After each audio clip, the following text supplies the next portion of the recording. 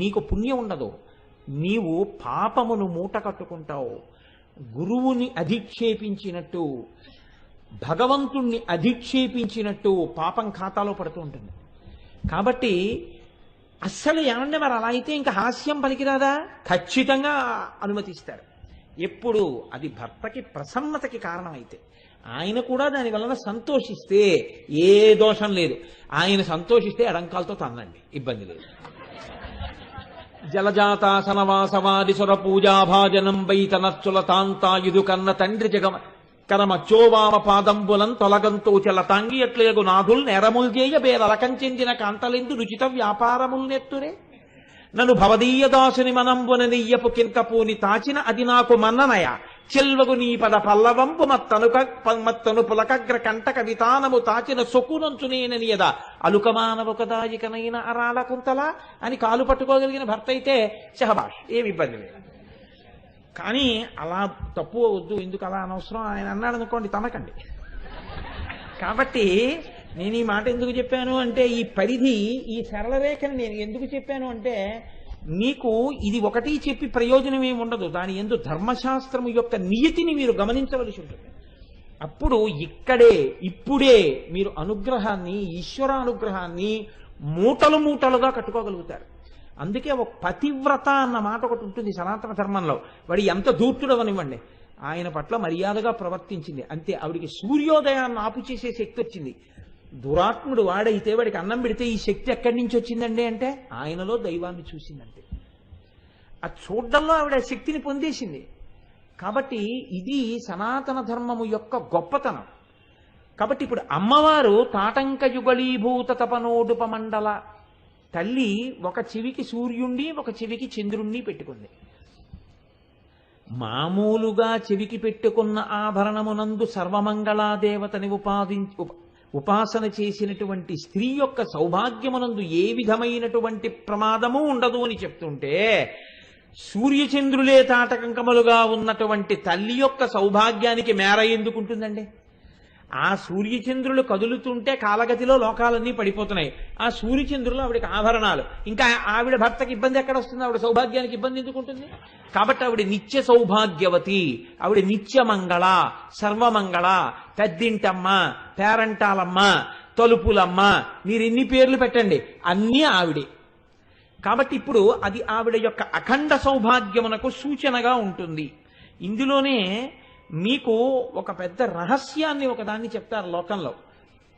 తల్లి లోకాలన్నింటినీ కూడా, తల్లి తన బిడ్డలందరినీ కూడా పోషించుకుంటుంది. పోషణ తల్లి తన యొక్క పాలచేత శైశవ దశలో పోషిస్తుంది. తర్వాత పిల్లవాడి మాట విని అమ్మా అనేటప్పటికీ గభాలను లేచొచ్చి ఏం కావాలి నాన్న అంటుంది అని వాడికి కావలసినవి ఉంటుంది. మీరు చూడండి, లోకంలో ఒక మర్యాద ఉంటుంది. అమ్మ తన కొరకు వండుకోవడం అనేటటువంటిది మీకు కనపడదు. ఇది నా కోసం వండుకున్నాను అని ఆవిడ అందం. ఆవిడికి బెల్లం పెట్టిన కూర అంటే చాలా అసహ్యం అనుకోండి. ఆవిడ ఎప్పుడు తిందు బెల్లం పెట్టిన కూర. ఆవిడికి అది పెద్ద ఇష్టమైనటువంటి విషయం కాదు. కానీ పెళ్ళైన కొత్తల్లో అత్తగారు వడ్డిస్తూ ఉంటుంది, మా వాడికి కాకరకాయ బెల్లం పెట్టండి, ఆ కాకరకాయ బెల్లం పెట్టండి, ములక్కాడ బెల్లం పెట్టండి, వాడికి ఎంత ఇష్టమో అంటుంది. ఆవిడ ఎప్పుడూ బెల్లం పెట్టిన కూరలు ఇంట్లో వండుతుంది. కానీ ఆవిడ ఎప్పుడూ వెల్లుల్లిపాయ కూర వండుకోదు. ఎందుకు వండుకోదు? ఈయన ఎప్పుడూ వెల్లుల్లిపాయ ముట్టుకోడు. అందుకని ఆవిడ వెల్లుల్లిపాయ మానేసింది. తప్ప మీకు 3 రోజులు సోమవంగా బుధ బెల్లం పెట్టి వండాను, గురు శుక్ర శని వెల్లుల్లిపాయతో వండుతాను అందరూ. తన కొరకు వండుకోవడం అమ్మకి రాదు, బిడ్డల కొరకు వండడమే అమ్మకొచ్చు. మీరు అందుకే చూడండి, లోకంలో మర్యాద ఉంటుందండి. తండ్రి పదార్థం పెట్టడానికి, తల్లి పదార్థం పెట్టడానికి చాలా తేడా ఉంటుంది. నేను ఇలా అన్నానని కాదు, మీరు గమనించండి. తండ్రి బజార్లోంచి ఒక 1/2 కిలో మధుర పదార్థం తెచ్చాడు అనుకోండి, ఒరేయ్ తినండి అని ఇస్తాడు. అమ్మ తెచ్చింది అనుకోండి, ఎలా ఉంది అంటే అమ్మకి తృప్తి ఇవ్వడంలో ఉండదు, తిని పిల్లాడు సంతోషించడంలో ఉంటుంది. తండ్రి తృప్తి ఎక్కడ ఉంటుందంటే ఇచ్చేయడంలో ఉంటుంది. బస్ అసలు ఆ పోషణ అమ్మండి, అది అన్నపూర్ణ అంటే. ఆవిడ మీరు అనుభవించి సంతోషించినప్పుడు కానీ ఆవిడికి పూర్ణత్వం లేదు, ఆవిడ ఆనందించదు. అది ఆడదానికి చెల్లింది, అది లేకపోతే లోకం లేదు అసలు. అమ్మవారు ఏం చేస్తుందిట అంటే, ఆవిడ ఒక చెవికి సూర్యుడిని పెట్టుకుంది. ఈ సూర్యుడి ద్వారా ఈ లోకాన్నంతటిని ఆవిడ పోషిస్తుంది. ఎలా పోషిస్తుందో తెలుసా అండి? గాలిలో ఆక్సిజన్, కార్బన్ డైఆక్సైడ్, హైడ్రోజన్ అని 3 ఉంటాయి. ఈ మూడేమి ఇంకా చాలా ఉంటాయి, హీలియం, ఆర్గాన్, నియాన్, క్రిప్టాన్, ఇవన్నీ ఉంటాయి. వీటిల్లో ప్రధానమైనవి ఆక్సిజన్, హైడ్రోజన్, కార్బన్ డైఆక్సైడ్. ఈ ఆక్సిజన్, హైడ్రోజన్, కార్బన్ డైఆక్సైడ్లలో మీరు కొంచెం జాగ్రత్తగా గమనిస్తే ఆక్సిజన్కి హైడ్రోజన్కి ఒకే రకమైన ధర్మం ఉంటుంది. 2 దహనదోహదకారులైన వాయువులు. ఇవి మంటని మండిస్తాయి. మంట మండుతుండగా మీరు ఆక్సిజన్ విడిచిపెట్టారనుకోండి, అది ఇంకా మండుతుంది. హైడ్రోజన్ వదిలిపెట్టారనుకోండి, ఇంకా మండుతుంది. 2 మండిస్తాయి. కార్బన్ డైఆక్సైడ్ విడిచిపెట్టారనుకోండి, మంట ఆరిపోతుంది. అమ్మవారి గొప్పతనం ఎక్కడుందంటే, మంటని ఉద్దీపనం చేయగలిగినటువంటి హైడ్రోజన్ 2 పాళ్ళు, ఆక్సిజన్ 1 పాళ్ళు కలిపితే ఆవిడ మంటనార్పగలిగిన నీటిని తయారు చేస్తుంది. H2O, వాటర్కి అందుకే symbol, chemical code H2O. Hydrogen 2 పాళ్ళు, ఆక్సిజన్ 1 పాళ్ళు కలిపి నీరు చేసి ఆవిడ లోకాన్ని పోషిస్తుంది. కార్బన్ డైఆక్సైడ్ మనం పీల్చామనుకోండి, ప్రాణం పోతుంది. ఎందుకంటే కార్బన్ డైఆక్సైడ్ని మనిషి వదిలిపెట్టేస్తాడు. మనం గాలిని పీల్చినప్పుడు ఆక్సిజన్ని తీసుకుంటాయి ఊపిరితిత్తులు, కార్బన్ డైఆక్సైడ్ని బయటకు వదిలేస్తాం. అందుకే వదిలే వాయువు వేడిగా కల్మషంతో ఉంటుంది. కానీ నిజంగా అమ్మవారి పెట్టినటువంటి నియతిని మీరు గమనించండి.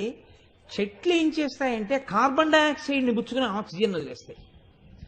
చెట్లు కూడా ఆక్సిజన్నే పుచ్చుకుని కార్బన్ డైఆక్సైడ్ని వదిలేయనుకోండి, అసలు మనుష్యులు ఎవ్వరు ఇంతకాలం బతకరు.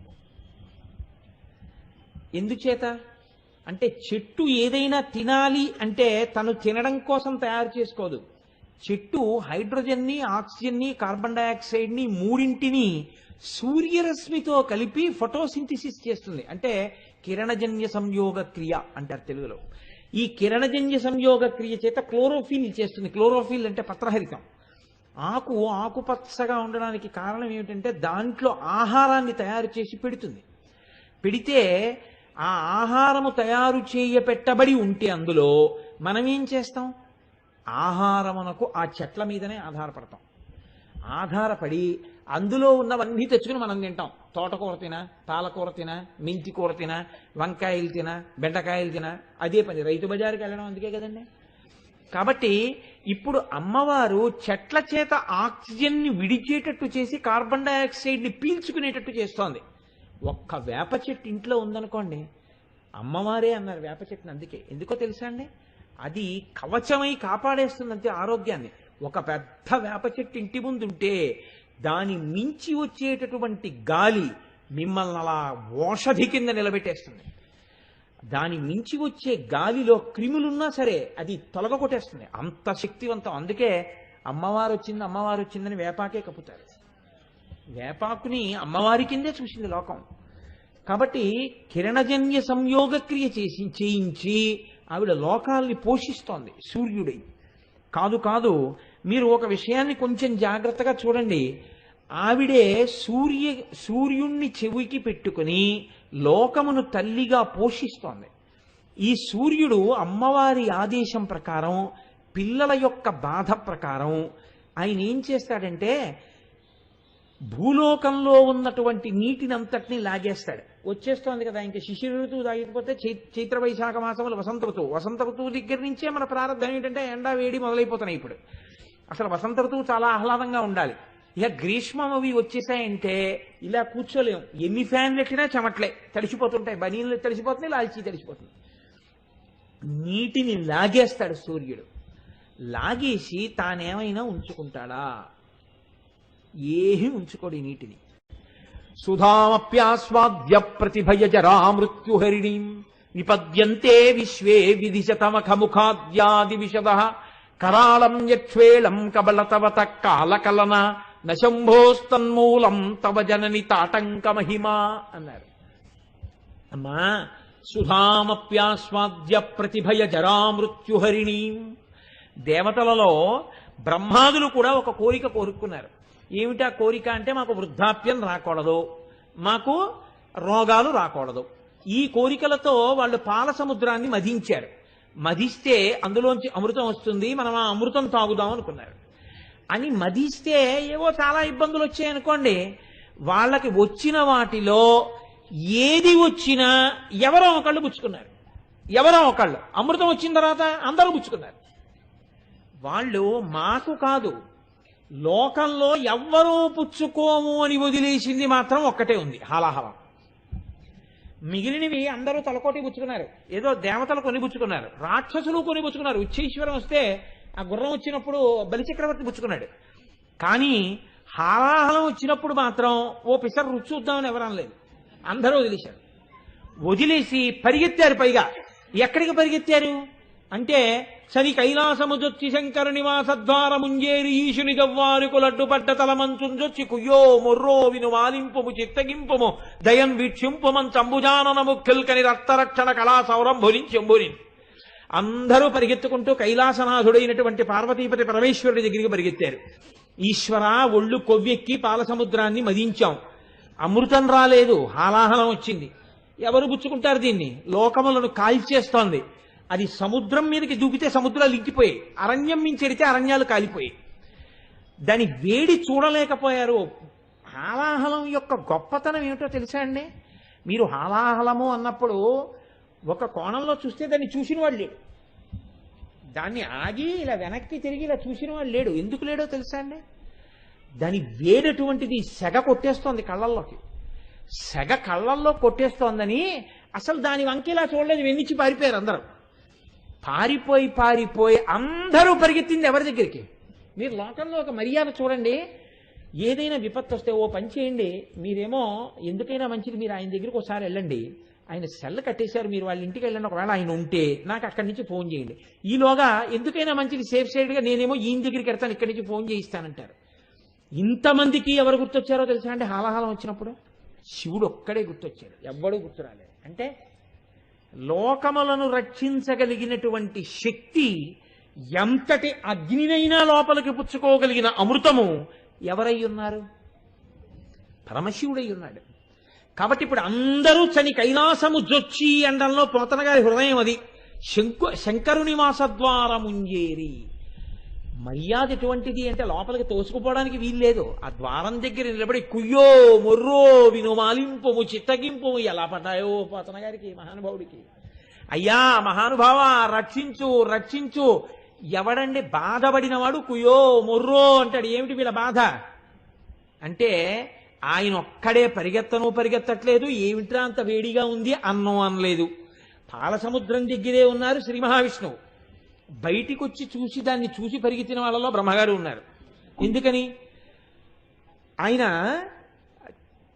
ఏమిట్రా ఇంత చప్పుడు వస్తోంది అని చెప్పి బయటికి వచ్చి చూసి అక్కడికి వచ్చారు. అందుకే ఆ పరిగెత్తిన వాళ్ళల్లో బ్రహ్మగారు ఉన్నారు అని చెప్పారు. శని కైలాసముజొచ్చి శంకరుని వాసద్వారముంజేరి ఈశుని జవ్వారికు లడ్డు పట్టతల మంచుంజొచ్చి కుయ్యో మొర్రో విను మాలింపుము చిత్తగింపుము దయన్ వీక్షింపుమంచ అంబుజానన ముఖ్యుల్. బ్రహ్మగారితో సహా అక్కడే ఉన్నారు ఆ రోజున, ఎవరు ఎక్కడా లేరు. ఎందుకని? అందరికీ ఉపద్రవం వచ్చింది. విపరీతమైనటువంటి తుఫాను వచ్చేసి గంటకి 180 నుంచి 200 కిలోమీటర్ల వేగముతో ఈదురుగాలులు వీయవచ్చు. కూకటి వేళ్లతో సహా పెద్ద పెద్ద వృక్షములు పెకలింపబడవచ్చు. టెలిఫోన్ తీగలు తెగిపోవచ్చు. ఎక్కడా ప్రసార సాధనములు పనిచేయకపోవచ్చు. ప్రజలు అప్రమత్తులై ఎత్తైన ప్రాంతములకు చేరుకోవలసిందిగా విజ్ఞాపన. సముద్రం లోతట్టు ప్రాంతములలో చేపలను వేటాడుటకు మత్స్యకారులు వెళ్లరాదని ఆజ్ఞాపించడమైనది. విపరీతమైనటువంటి వర్షముల చేత లోతట్టు ప్రాంతాలన్నీ జలమయమైపోతాయి. కాబట్టి రెవెన్యూ అధికారులందరూ కూడా అప్రమత్తులై ఖాళీలు చేయించి ఎత్తు మీద ఉన్న పాఠశాలలకు ప్రజలను తరలించవలసినదిగా ముఖ్యమంత్రి మరీ సమావేశం పెట్టి అధికారులను ఆజ్ఞాపించి ప్రతి అరగంటకి పరిస్థితిని అంతటినీ కూడా అంచనా వేస్తున్నారు. హైదరాబాద్ నుంచి బయలుదేరి ప్రత్యేకంగా రైలులో వచ్చేస్తున్నారు. అనేక చోట్ల పట్టాలు మునిగిపోయాయి కాబట్టి రైళ్లు తిరగట్లేదు, బస్సులు ఆగిపోయాయి, రోడ్లకి చెట్లు అడ్డంగా పడిపోయాయి అని కరెంటు పోయి టీవీ కూడా ఆగిపోయింది అనుకోండి. ఇప్పుడు చూసొద్దామని వీధిలోకి వెళ్తారా? ఎవడు వెళ్ళడు. ఎవడింట్లో వాడు బిక్కు బిక్కు బిక్కు బిక్కుమంటూ అందరూ తలుచుకునేటప్పుడు అప్పటి వరకు అంత వాణ్ణి నేనన్నవాడు కూడా ఈశ్వరుడికి వ్యతిరేకంగా చాలా గొప్ప ప్రసంగం చేసేటోడు. వేదిక దిగిపోయాక ఇన్నాళ్ళు ఈశ్వరుడి గురించి విన్నాం, ఈశ్వరుడు లేడని కూడా చాలా బాగా ప్రసంగం చేశారండి, ఎక్కడ ఇంత శక్తి మీకన్నారట, ఏదో భగవద్ అనుగ్రహం లేండి అన్నట్టు అలా ఉంటుంది. అప్పుడు అందరికీ ఈశ్వరుడే కావాలి. అప్పుడు ఈశ్వరుడు ఈశ్వరుడు ఈశ్వరుడు అని మొదలు పెడతారు. అలా ఇప్పుడు ఉపద్రవం వచ్చిన తర్వాత ఎక్కడికి వెళ్ళారు? అందరూ కైలాసానికి చేరారు. చేరితే ఆయన అన్నాడు, ద్వారపాలకులు అడ్డు పెడుతున్నారు శూలాలు, ఆగండి, ఎక్కడికి వెడతారు? మీ ఇష్టం వచ్చినట్టు పరిగెత్తడమేనా? వస్తారు ప్రభు. ఏమిట్రా పిల్లలందరూ ఏదో అరుస్తున్నారు, ఏదో పెద్ద అబ్బాయి బ్రహ్మగారి కంఠంలా ఉంది, బావమరిది విష్ణువు కంఠంలా ఉంది, ఏమిటి వీళ్ళందరూ వచ్చారు ఇవ్వాలని పాపం ఆయన గబగబా లోపల నుంచి పాశించ ఘంటాం ఠంగ్ ఠంగ్ అని గంటలు వాయించుకుంటూ ఆయన బయటకు వచ్చారు. ఆయనకి తెలియదేంటి, సర్వజ్ఞుడు. ఆయన అన్నాడు, ఏమిటి ఇలా వచ్చారు అంతమంది? అబ్బాయి ఏం లేదండి, బాహుశక్తిన్ సురాసురుల్దని అప్పాలవెల్లి మధింప హాలాహలంబు జనించే ఏరి కలంఘమై భువనంబు కోలాహలంబు చేసి చిచ్చులాగమంగుని ప్రాణి సందోహమున్ బతికింపరే దయ దొంగిలింపగనీశ్వర. ఒళ్ళు కొవ్వి పాలసముద్రం చిరికాం, ఉన్న శక్తులు చాలక ముసలితనము రాకూడదు, రోగాలు రాకూడదు, అమృతం దాగేద్దామని. అది రాలేదు, హాలాహలం వచ్చింది. ఇప్పుడు మేం కాదు, ప్రాణికోట్లు అన్ని పోతున్నాయి. కాస్తది మీరు పుచ్చుకుంటారేమో అని వచ్చాము. ఆయన ఏమనాలండి, మీ మొహం ఏడచాన్ని తలుపేసేయాలి, లేదా మీరు ఎటు పరిగెడుతున్నారో చెప్పండి, నేను వస్తాను. ఈయన రెండు అనలేదుట. ఆయన ఏం చేశాడో తెలుసా అండి? అమ్మవారికి నచ్చ చెప్పుకున్నాడు వెళ్ళి. కంటే జగముల దుఃఖము వింటే జలజనిత విషపు వేడి మీ ప్రభువయ్యుంటకు వార్తుల ఆపద గింటించుట దాన ఫలము దానం కీర్తి మృగాక్షి అని. ఒక్కనాడు కొడుకు, రే ఒక్కసారి రారా, చూడాలనుందిరా, రారా రారా అంటే, నాన్నగారండి ప్రమోషన్ వచ్చిందండి, ప్రొబేషన్లో ఉన్నానండి, ఇప్పుడు రాకూడదండి, మీరు ఎప్పుడు కావాలంటే అప్పుడు సెల్లో దొరుకుతానండి, ఒక కొత్త సెల్ తీసుకున్నానండి, మీరు ఆ నెంబర్ కొట్టండి, మీతో మాట్లాడతాను అన్నాడు తప్ప రాలేదు. వాడికి కావేరులు వచ్చి హాస్పిటల్లో ఉన్నాడు. కోడలు ఫోన్ చేసింది ఏడుస్తూ, మా అయ్యగారు మీరు ఒకసారి వస్తే బాగుంటుంది, నాన్నగారు నాన్నగారు అంటున్నారండి ఆయన. ఇప్పుడు తల్లి ఒకవేళ ఇన్నాళ్ళు మీరు పిలిస్తే రాలేదు, ఈ రోహిణీ కార్తెలో ఎక్కడికి వెడతాం, ఏడవనివ్వండి, అలాగా దుర్మార్గుణ్ణి అందనుకోండి. పెద్ద ఆయన అంటాడు, అదేంటి అలా అంటావు, తప్పు, కొడుకు వాడు ఏదో పాపం దుందుడుకుతానని చేశాడు, ఆ పాటి దానికే అని పద బయలుదేరదాం. ఎక్కడ బయలుదేరతాం? పేపర్ చూసారా? ఏమి ఎక్కడ తత్కాల్ కాదు, ఉత్తర క్షణకాల్లో కూడా ఏం లేవుట. అంటే జనరల్ కంపార్ట్మెంట్ ఎక్కుదాం. రోహిణీ కార్తెలో నెత్తి మీద గొడ్డేసుకుని పెద్ద ఆయన కొడుకు దగ్గరికి వెళ్తాడు. అలా ఈయన భార్యకి నచ్చజెప్పుకుంటున్నారు, పుచ్చేసుకుంటాను పార్వతి, పుచ్చేసుకుంటాను పార్వతి అని. అంటే ఆవిడ చూసి చూసి ఎంత ఔదార్యం అండి శివుడంటే ఔదార్యం, తండ్రి అండి లోకాలకి. అందుకే కాళిదాస్ ఒక్క మాట చెప్పాడు, వాగర్ధ వివసంపృక్తం వాగర్ధ ప్రతిపత్తయే జగత పితరవు వందే పార్వతీ పరమేశ్వరవు అని. చూసావా, నీ అన్నగారు శ్రీ మహావిష్ణువు లోకాల్ని కాపాడాలి, లోకాలన్నీ పాడైపోతే ఆయన బెంగ పెట్టుకుంటారు. అందుకని లోకాల్ని కాపాడతాను పార్వతి అంటే ఆవిడంది, సరే మీ ఇష్టం, ఎలా కావాలంటే అలా బుచ్చేసుకోండి. ఇప్పుడు ఆయన బయటికి వచ్చి అందరూ చూడ్డానికి భయపడ్డారు. ఈయన దానికి ఎదురెళ్ళి దాన్ని చేత్తో పట్టుకున్నారు. పట్టుకుని ఇలా నలిపారు, దాన్ని నేరేడు పండంత చేశారు. చేసి జంబూఫలంబున సర్వంకషమున్ మహావిషమునారా ఆహారించే హేళాగతి, దాన్ని చక్కగా నోట్లో పెట్టేసుకున్నారు. నోట్లో పెట్టేసుకుని మింగి కడుపులోకి వదిలిపెట్టకుండా ఆ కంఠంలో పెట్టుకున్నాడు కాబట్టి ఆయనకి నీలకంఠ అని ఒక పేరు వచ్చింది. అయితే ఇక్కడ ఒక గమ్మత్తైనటువంటి విషయం ఒకటి చెప్తుంటారు. శివానంద లహరిలో శంకరాచార్య వారు ఎప్పుడు ఎలా కావాలో అలా తిప్పేస్తారు ఆయన సంఘటనని. ఆయన అన్నారు, నువ్వు మహాజ్ఞానివి కదా, నీకు అలంకారాల మీద ఆసక్తి ఉండదు, మా తల్లి పార్వతీదేవి మెళ్ళో ఏదైనా వేసుకోండి, అంత తెల్లగా ఉంటారు, ఏమీ వేసుకోరు, ఎప్పుడు మీరు మీ సింప్లిసిటీ అంటోందని, మళ్ళీ బయట ఆభరణాలు వేసుకోవడం ఇష్టం లేక మెళ్ళో కంఠంలో హాలాహలం పెట్టుకుంటే నీలపతాకంతో కూడిన మణి వేసుకున్నట్టు ఉంటుందని హాలాహలం కంఠంలో పెట్టుకున్నావా శంకరా అని అడిగారు. అలా ఆయన ఆ రోజున నీలకంఠుడయ్యాడు. ఇప్పుడు శంకరాచార్యులు వారు అంటారు, సౌందర్యలహరి దగ్గరికి వచ్చేటప్పటికి అన్నారు, సుధామప్యాస్వాద్య ప్రతిభయచరా మృత్యుహరిణీం విపద్యంతే విశ్వే విధిశతమఖముఖాద్యాది విశద. ఏడమ్మా, 100 మఖములు 100 యజ్ఞములు చేసినటువంటి వాడు ఇంద్ర పదవిని పొందాడు. ఆ ఇంద్రుడేడి వెళ్ళిపోయాడు కాలగతిలో. అమృతాన్ని తాగినటువంటి బ్రహ్మగారి వెళ్ళిపోయారు. ఒక్కొక్క యుగంలో ఒక్కొక్క బ్రహ్మగారు వెళ్ళిపోతుంటే అయ్యో లోకాలన్నింటినీ సృష్టించడానికి మొట్టమొదట వచ్చినటువంటి వాడు పెద్ద ఆయన. ఈయన పుర్రె కూడా బొత్తిగా అలా పడిపోవడమే బాగుండదని పాపం ఆ పుర్రెకి ఏమైనా మంచి స్థానం ఇద్దాం అనుకున్నట్ట. ఇంట్లోనూ అక్కడ పెడితే ఏమిటండి ఇంట్లో పుర్రెట్టుకున్నారు అనుకుంటారని చిన్నతనంలో నాకు కూతురు పుట్టిన కొత్తల్లో నా కూతురికి ఒక 4-5 ఏళ్ల వయస్సుండగా మా ఇంటికి ఒక బంధువుకు ఆవిడ వచ్చారు, ఒక వృద్ధురాలు. ఆవిడ వాష్ బేసిన్ దగ్గర మొహం కడుక్కుంటూ ఆవిడ కట్టుడు పళ్ళు తీసి వాష్ బేసిన్ మీద పెట్టారు. పెట్టి ఆవిడ మర్చిపోయింది ఆ పళ్ళు పెట్టుకోవడం. మర్చిపోయి ఏదో మాట్లాడుతూ ఉరే అని నాతో మాట్లాడుతూ వచ్చేసింది. చక్కగా 6:30కో ఎప్పుడో లేచి బ్రష్ అట్టుకుని మా అమ్మాయి వాష్ బేసిన్ దగ్గరికి నిద్రకాళ్ళతో వెళ్ళి ఇలా చూసింది. పళ్ళు ఉన్నాయి. అమ్మో పళ్ళు నెరిచి పారిపోయింది. అంటే అవి చిన్ననాన్నమ్మ పళ్ళమ్మ అని ఎంత చెప్పినా మర్నాడు ఈ జ్వరం వచ్చింది దానికి. ఆ జ్వరంలో పళ్ళని కలవరించేది. అలా పుర్రి తీసుకొచ్చి ఇంట్లో పెడితే ఏ పిల్లలో వస్తే బెంగెట్టుకున్నాను అనుకున్నారో ఏమో ఆయన. అందుకని ఇంట్లో ఎందుకు గొడవ, మెల్ల వేసుకుంటే గొడవ వదిలిపోతుందని ఓ పుర్రి వేసుకున్నట్టు. అది మెల్లమెల్లగా ఏమైందంటే ఓ పెద్ద హారం ఒకటయింది. అంటే ఇప్పుడు పుర్రెలమాల ఎందుకు వేసుకున్నాడు అంటే ఆయన చేతకాక వేసుకోలేదు. ఒక్కొక్క యుగంలో వెళ్ళిపోయినటువంటి బ్రహ్మగారుల పుర్రెలన్నీ బొత్తిగా రుద్రభూమిలో పారేస్తే ఏం బాగుంటుందని మెడలో వేసుకుంటూ వచ్చాడు. ఇన్ని బ్రహ్మల పుర్రెలున్నాయి. బ్రహ్మమస్తకావళి నిబద్ధతే నమశివాయ అన్నారు శంకరాచార్యుల వారు. ఇంతమంది బ్రహ్మలు వెళ్ళిపోయారు, ఈయన మాత్రం అలాగే ఉన్నాడు. ఇలా ఎలా ఉండిపోయాడో తెలుసా అమ్మా? అమృతం తాగిన వాళ్ళు వెళ్ళిపోయారు, 100 యజ్ఞాలు చేసిన వాళ్ళు వెళ్ళిపోయారు. ఈయన మాత్రం చక్కగా కొత్త పెళ్లి కొడుకులా అలాగే ఉన్నాడు. జుట్టు కూడా తెల్లబడదు. ఎందుకు తెల్లబడదు అంటే అమ్మా ఆయన శక్తి కాదులే అమ్మా.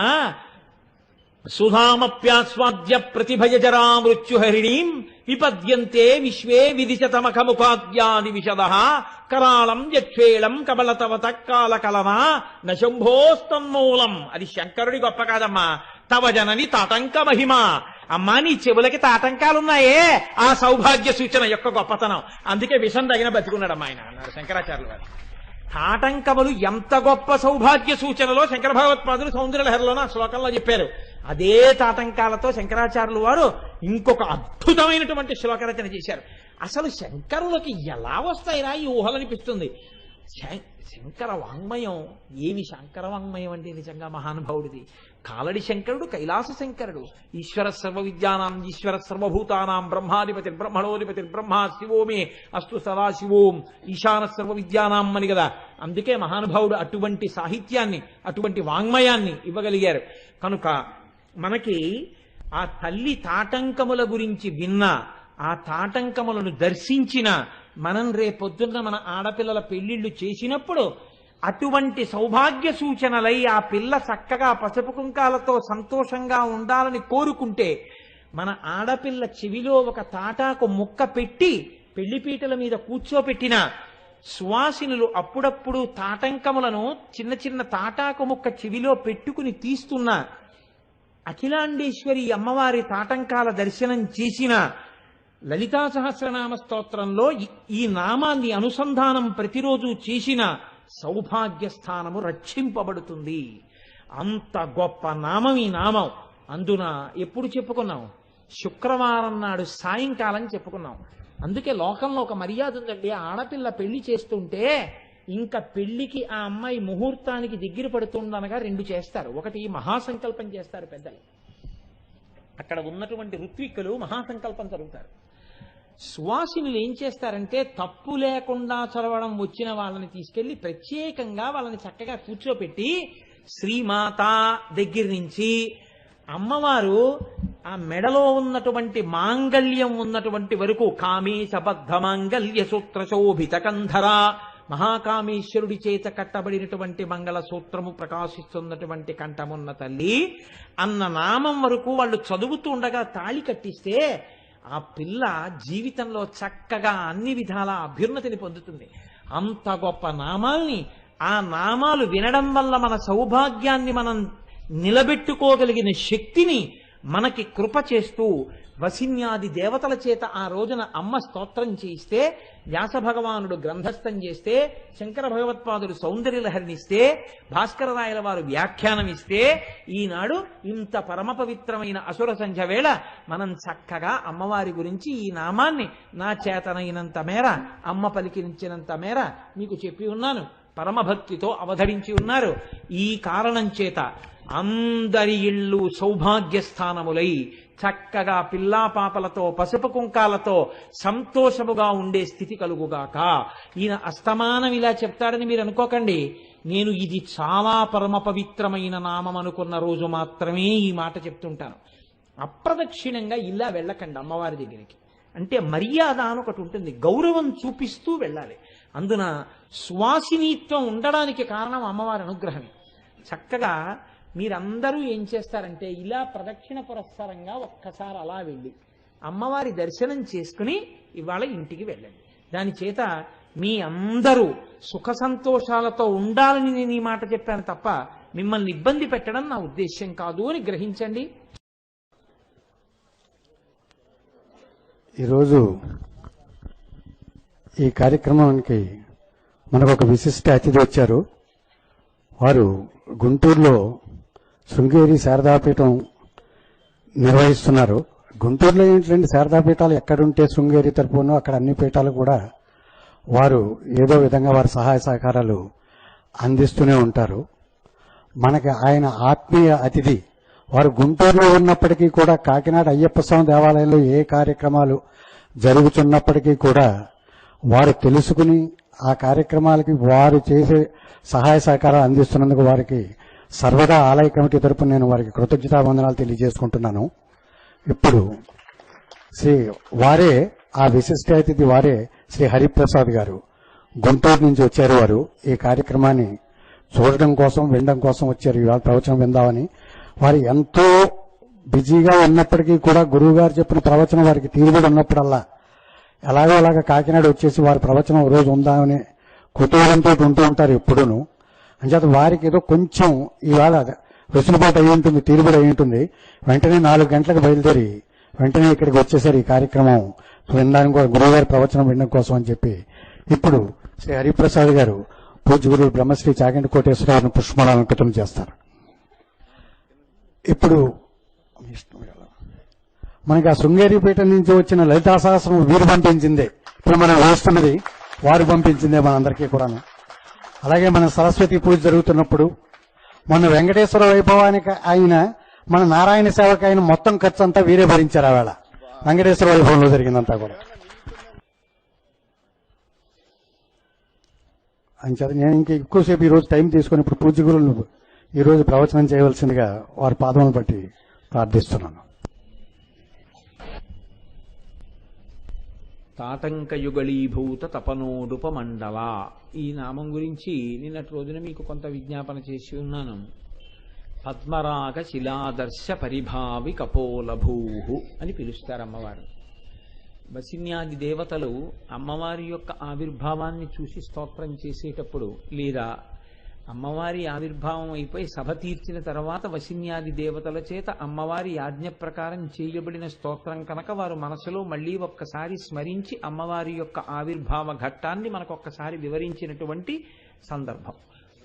మిగిలిన సహస్రనామ స్తోత్రాలకి లలితా సహస్రనామ స్తోత్రానికి ఉండేటటువంటి పెద్ద భేదం ఎక్కడుంటుందంటే, లలితా సహస్రనామ స్తోత్రం మీరు భక్తితో మొదలు పెట్టగానే మిమ్మల్ని జ్ఞానసిద్ధి వైపు మనస్సుని ఏకీకృతం చేసి అమ్మవారి దర్శనం వైపు తీసుకెళ్లగలిగినటువంటి శక్తితో కూడి ఉంటుంది. కేశాది పాదాది పర్యంతం వర్ణన చేసేటప్పుడు అమ్మవారు చిదగ్నికుండ సంభూత కనుక మీరు అమ్మవారి యొక్క అవయవాలలో తల మొదలుకొని ఏ అవయవం దగ్గర చూసినప్పుడు మీకు ఏ ఒక్క విషయం జ్ఞాపకం రావడం వల్ల మీ మనస్సు పరవశించిపోయి అమ్మవారి యొక్క ఆ అవయవమునందు మనస్సు కేంద్రీకృతమైపోయి వేరొక నామం స్ఫురణలోకి రానటువంటి స్థితిని పొందినా తత్కారణము చేత అప్పుడే అక్కడే మీరు తరించారని గుర్తు. అందులో చెప్పిన ఏ నామము కూడా మిమ్మల్ని బాహ్య దృష్టితో చూడమని కాదు.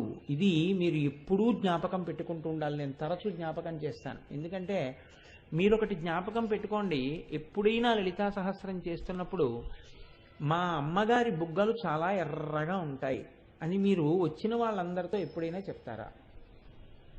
మీరు నా భార్య బుగ్గలు ఎర్రగా ఉంటాయండి అని చెప్పను. నేనేమిటి, ఎవరూ చెప్పరు లోకంలో, అలా ఏ మూఢుడు చెప్పడు. కానీ అటువంటిది తల్లి అందాన్ని కొడుకు చెప్తాడా? ఎక్కడైనా అమ్మా నీ బుగ్గలు చాలా ఎర్రగా ఉన్నాయమ్మా అన్న మాట మనం అంటే అది స్తోత్రం అవుతుందా? దాని బాహ్యార్థం అంతే అయితే మీరు కేవలం అమ్మవారి బుగ్గలు ఎర్రగా ఉన్నాయి అని తెలుసుకుని మీరు పొందే ప్రయోజనం ఏమిటి? దానివల్ల మీరు ఆ కోణంలో విచారణ చేస్తే దానివల్ల మీకేమవుతుంది అంటే అర్థం కూడా తెలియడం చేత మీరు భక్తితో కైమోడ్చగలుగుతారు. అర్థం తెలియనంతసేపు దాన్ని ఏం చెయ్యవలసి వస్తుందంటే మీరు భక్తితో పూర్ణ చెయ్యవలసి ఉంటుంది. ఈ భక్తితో పూరణ చేయడం అనేటటువంటిది ఎలా ఉంటుంది అంటే పోట్ల గిత్తని అదుపులో పెట్టడంలా ఉంటుంది. ఒక పోట్ల గిత్త ఉందనుకోండి, అది ఎప్పుడూ కూడా పొడవడానికే ప్రయత్నిస్తుంది. దాన్ని ఎలాగో అలా పట్టుకుని తీసుకెళ్లి కట్టుకొయ్య దగ్గరికి కట్టేంత వరకు కూడా రైతుకు కూడా అనుమానమే అది ఎప్పుడు కొమ్మిసురుతుందో అని. అలాగే మనసు ఏమైపోతుందంటే మొట్టమొదట మీరు చాలా కాలం నుంచి ఏ సంస్కారాన్ని దానికి అలవాటు చేసి ఉన్నారో అది ఆ సంస్కారముతో కూడినటువంటి కోణంలో చూడడానికి ప్రయత్నం చేస్తుంది. మీరు చూడండి, నేను ఒక మాట చెప్తాను మీకు. ఒక అందమైన వస్తువు కనపడింది అనుకోండి లోకంలో, ఇది నాదైతే బాగుండన్న భావన కలుగుతుంది. లేకపోతే ఒక అందమైన వస్తువు కనపడింది అనుకోండి, మనసు ఎప్పుడూ ఏ భావనతో చూడడానికి అలవాటు పడిపోయిందో అదే భావనతో చూడడానికి అలవాటు పడుతుంది. మీరు పద్మరాగ శిలాదర్శ పరిభావి కపోల భూహు అంటున్నారు అనుకోండి, నేను ఒక వాస్తవాన్ని, ఒక పరమ సత్యాన్ని విచారణ చేస్తున్నాను. అమ్మవారి బుగ్గలు పద్మరాగమునులతో చేయబడినటువంటి అద్దం కన్నా ఎర్రగా ఉంటాయి అని ఆ నామానికి అర్థం. ఇప్పుడు మీరు అలా దర్శనం చేశారనుకోండి, మీ మనసుకు ఉండేటటువంటి మొదటి లక్షణం ఏంటంటే అబ్బా బుగ్గలు ఎంత బాగున్నాయో ఈ లెక్కన అని దర్శనం చేస్తుంది. ఇప్పుడు బుగ్గలు ఎంత బాగున్నాయో అన్న ఉద్దేశ్యంతోనైనా మీరు అమ్మవారి బుగ్గల వంక చూడడం మంచిదే. కానీ దాని యందు మనస్సు ఏమాత్రమూ అడుగు పక్కకి వెయ్యడానికి వీలు లేని రీతిలో మీరు నిలబెట్టవలసి ఉంటుంది. మీరు అదే ప్రయత్నం చేస్తూ వెళ్ళారనుకోండి లలితా సహస్రంలో, మీకు అది ఖేదమునకు కారణం అవుతుంది. ఎందుకో తెలుసా అండి, మనస్సుకి ఒక లక్షణం ఉంటుంది. మీరు దాన్ని బలవంతం చేశారనుకోండి, నువ్వు ఇది చెయ్యి, ఇది చెయ్యి, ఇది చెయ్యి అని దాన్ని బలవంతంగా తీసుకొచ్చే ప్రయత్నం చేస్తే అది బడలిపోతుంది. అది బడలిపోవడంలో మీరు ఏమవుతారంటే, మీరు ఏ ప్రయత్నం మొదలెట్టారో దాని యందు మీకు వైముఖ్యం వస్తుంది. ఇప్పుడు అందుకే ఇది తెలుసున్న గురువు చెప్పే విధానం ఒకలా ఉంటుంది, ఇది తెలియని గురువు చెప్పడం ఒకలా ఉంటుంది. రామకృష్ణ పరమహంస పరమ సమర్థుడైన గురువు. అందుకే వివేకానందుణ్ణి ధ్యానం చేయమన్నారు భగవత్ సంబంధమైనటువంటి ఒక రూపం మీద. ఆయన ధ్యానం చేస్తుంటే పరమహంస వచ్చి అడిగారు, నీ ధ్యానము నిలబడిందా అని అడిగారు. వివేకానందుడు కూడా అంత విశాల దృక్పథము కలిగి భక్తి కలిగినటువంటి శిష్యుడు. ఆయన అన్నారు నిలబడలేదు అన్నారు. దేని మీద మరి నిలబడుతోంది అని అడిగారు. మనస్సు ఒక చోట ఉండలేదంటే ఇంకో చోటుకి వెళ్ళింది. ఎక్కడికి వెళ్ళింది అని అడిగారు. దూరంగా ఎక్కడో ఏదో శబ్దం వినపడుతోంది, నా మనస్సు ఆ శబ్దం మీదకి వెళుతోంది అన్నారు. పరమహంస ఆగి విన్నారు ఏ శబ్దము అని. దూరంగా ఎవరో ఒకతను ఒక ఇనప కమ్మె మీద ఇనప సుత్తి తీసి కొడుతున్నాడు. కొట్టినప్పుడు మీరు గమనించండి, ఈ చేత్తో సుత్తిని తీసి ఇలా తిప్పి కొడితే ఖంగ్ అంటుంది. ఆ ఖంగ్ అక్కడెక్కడో కొడితే ఇక్కడికి చేరడానికి కొంచెం సమయం పడుతుంది. మళ్ళీ అతను ఇలా చేయి తిప్పి మళ్ళీ కొట్టేటప్పటికి ఖంగ్ అంటుంది. ఇలా 10 మాటలు విన్న తర్వాత 11వ మాట మళ్ళీ ఖంగ్ అని ఎప్పుడు అంటుందో మీ మనసు పట్టేస్తుంది. ఇప్పుడు ఖంగ్ అంటుంది మళ్ళీనని. కాబట్టి ఇప్పుడు ఈయన దృష్టి ఎక్కడికి వెళ్ళిందంటే ఆ ఖంగ్ ఖంగ్ అన్న శబ్దం మీదకి వెడుతోంది. పరమహంస అన్నారు, మనస్సుని బలవంత పెట్టకూడదు, మనస్సుని దాని మీద పెట్టన్నారు, దాని మీద ఆ శబ్దం మీద పెట్టన్నారు. ఇప్పుడు వివేకానందుడు దాని మీద బాగా ధ్యానం చేశాడు, అది తనంత తాను వెళ్ళిపోయింది కాబట్టి. అలా భగవద్ విషయంలో తొట్టుపాటు వచ్చిందనుకోండి, మీకు చిచి నేను ఇలా చూడకూడదు, ఇదేమిటి ఆవిడ బొగ్గలు ఎర్రగా ఉన్నాయి, ఆవిడ బొగ్గలు ఎర్రగా ఉన్నాయి, నా బొగ్గలు ఎంత బాగున్నాయో అని నేను చూస్తున్నాను, నేను అలా చూడకూడదు అని భావన వచ్చిందనుకోండి, మీకు వెంటనే మీకేమవుతుందంటే, నేను మీకు ఒక పరమ సత్యం చెప్తున్నాను, మీలో ఒక భయం బయలుదేరుతారు. అయ్యి బాబాయ్ నేను అపచారం చేశానేమో, అలా చూడకూడదు కదా, అమ్మవారి బొగ్గలు బాగున్నాయి నేను చూశానేమో, ఇలా చూడకూడదేమో, ఎందుకు వచ్చిన గొడవ, అసలు ఏమీ చూడొద్దు, మనం నామాలు చదువుకుంటూ పోతే పోయింది. అసలు మనస్సు దాని మీద పెట్టద్దు. మనస్సు రైతు బజారుకి వెళ్ళిపోని, మనస్సు ఆఫీస్కి వెళ్ళిపోని, మనస్సు దేనికి వెళ్ళిపోని, శ్రీమాత శ్రీ మహారాజ్ఞి శ్రీమత్ సింహాసనేశ్వరి చిరగ్నికుండ సంభూత దేవకార్య సముజ్జత. 2వ రోజుకి ఏమవుతుందో తెలుసా అండి, లలితా సహస్రం చదివేటప్పుడు మనస్సు ఆ నామాల యొక్క అర్థమును తెలుసుకొనకుండుగాక అన్న భీతి బయలుదేరుతుంది. ఇది పోవడానికి సరి అయిన మార్గం ఏమిటో తెలుసా అండి, అసలు ఆ నామము యొక్క ఆంతర రహస్యాన్ని మీరు పట్టుకోగలగాలి. అసలు ఇలా ఎందుకు చెప్పారు మీకు అర్థమైందనుకోండి, విడిపోతుందండి. విడిపోయి అబ్బా ఎంత గొప్ప రహస్యం ఉందండి అని ఇప్పుడు మీ మనసు ఆ అర్థాన్ని తెలుసుకుని ధ్యానం చేయడానికి ఉవిళ్ళూరుతుంది. ఈ నామం చదువుతుంటారు, ఆ నుదురు కదా, అమ్మవారి బుగ్గలు కదా, బుగ్గలు తల్లి ఎంత రహస్యం ఉందమ్మా బుగ్గల్లో, మా తల్లి బుగ్గల్లో ఎంత రహస్యం పెట్టింది మా అమ్మ అని మీకు వెంటనే ఆ నామాల అర్థమునందు రమించాలన్న కోరిక పెరిగిపోతుంది. ఇప్పుడు మీ మనస్సు ఏ చెక్కిళ్ళ దగ్గరికో వెళ్ళింది అనుకోండి, మీరు నుదురు దగ్గర ఉన్న చెక్కిళ్ళ దగ్గరికి జారిపోతారు. పద్మరాగ శిలాదర్శ పరిభావి కపోల భూహు అంటారు. అదే నామాన్ని స్మరణ చేస్తారు. ఇప్పుడు భయం స్థానంలో ఏమవుతుందంటే ఉత్సుకత, దాని యందు ఆసక్తి చోటు చేసుకుంటాయి. ఈ స్థితి ఎప్పుడు వస్తుంది అంటే మీకు దాని అర్థాన్ని పట్టుకోగలిగిన శక్తి మీకు వస్తే ఈ స్థాయి వస్తుంది. నేను అందుకే ఏ ఉపన్యాసమైనా నేను చెప్తే ఎవరిని ఎప్పుడు కూడా అదే పనిగా కనపడ్డ వాళ్ళని, ఇప్పుడు మీకు లలితా సహస్రనామ స్తోత్రం అర్థం అవుతోందా, మీరు ఎలా అనుభూతి చెందుతున్నారో అని నేను ఎప్పుడు ఎవరిని నా ఉపన్యాసం తర్వాత అలా నేను అడగను. అర్థమైతే అర్థం అవుతుంది, నా వంతు ప్రయత్నం నేను చెప్పి నేను ధరించడమే, ఇంకోళ్ళు ధరించడానికి నేనెంత వాడిని అని చెప్పి వెళ్ళిపోతానంతే. లలితా సహస్రం మొదలుపెట్టిన తర్వాత నాకు ఎవరైనా కనపడితే బాగా అర్థమవుతోందా అమ్మా మీకు అని అడుగుతాను. అయ్యాక కూడా ఈ మాట అడుగుతుంటాను. ఎందుకు అడుగుతుంటానో తెలుసా అండి, ఇక్కడ ఒక 2000 మంది కూర్చుని ఉంటే 2000 మందికి నేను 2 గంటల చొప్పున చెప్తే 2000 × 2 4000 గంటల కాలానికి నేను జవాబుదారి. నేను చేసిన పరిశ్రమ, నేను ఆ నామానికి అర్థం కొంతమందికైనా అర్థమయ్యేటట్టు చెప్పగలిగితే మీ కాలం నేను తీసుకున్నందుకు, నేను శ్వాసని వాడినందుకు రెండిటికి ధన్యత. లేనినాడు రెండూ నిరుపయోగం అవుతుంది. కాబట్టి ఆ కోణంలో మీరు వినవలసి ఉంటుంది. నా అదృష్టం ఏంటంటే, అసలు చిత్రం ఏమిటంటే, ఇది వెళ్ళిన తర్వాత రాత్రి మర్నాడు కూడా ఇదే తిరుగుతోందండి అన్నారు చాలామంది. చాలు, నా జన్మ ధన్యత పొందింది అని నేను సంతోషించాను. ఎందుకు ఈ మాట చెప్తున్నానంటే, నా స్వోత్కర్ష కోసం చెప్పట్లేదు, నేను ఆ కోణంలో చెప్పగలుగుతున్నానా అది నా భయం. పెద్దలు దానికి ఇచ్చారు అర్థాన్ని. భాస్కరరాయల వారు అందుకు తరించారు సౌభాగ్య భాస్కరం ఇచ్చి. ఇప్పుడు మీరు ఈ కోణంలో పరిశీలనం చేయండి తప్ప, అమ్మవారి బుగ్గలు ఎర్రగా ఉన్నాయంటే మీకేం కలిసి వచ్చిందండి దానివల్ల? ఓ నామని చెప్పారేమో అంతే, మీ మనస్సు ఏం నిలబడలేదే దానివల్ల. పద్మరాగ శిలాదర్శ పరిభావి కపోల భూహు. ఈ పద్మరాగములు అనేటటువంటివి మణులు. ఇవి సింహళ దేశంలో ఎక్కువగా దొరుకుతూ ఉంటాయి. ఈ పద్మరాగమణులకు ఉండేటటువంటి లక్షణం ఏమిటంటే, ఇవి చాలా ఎర్రగా ఉంటాయి. సాధారణంగా మనకి అద్దము అని ఒకటి తయారు చేస్తుంటారు. ఈ అద్దము కేవలము ఇటువైపు నుంచి చూస్తే అటువైపునున్న వస్తువు కనిపించేది అద్దం అసలు.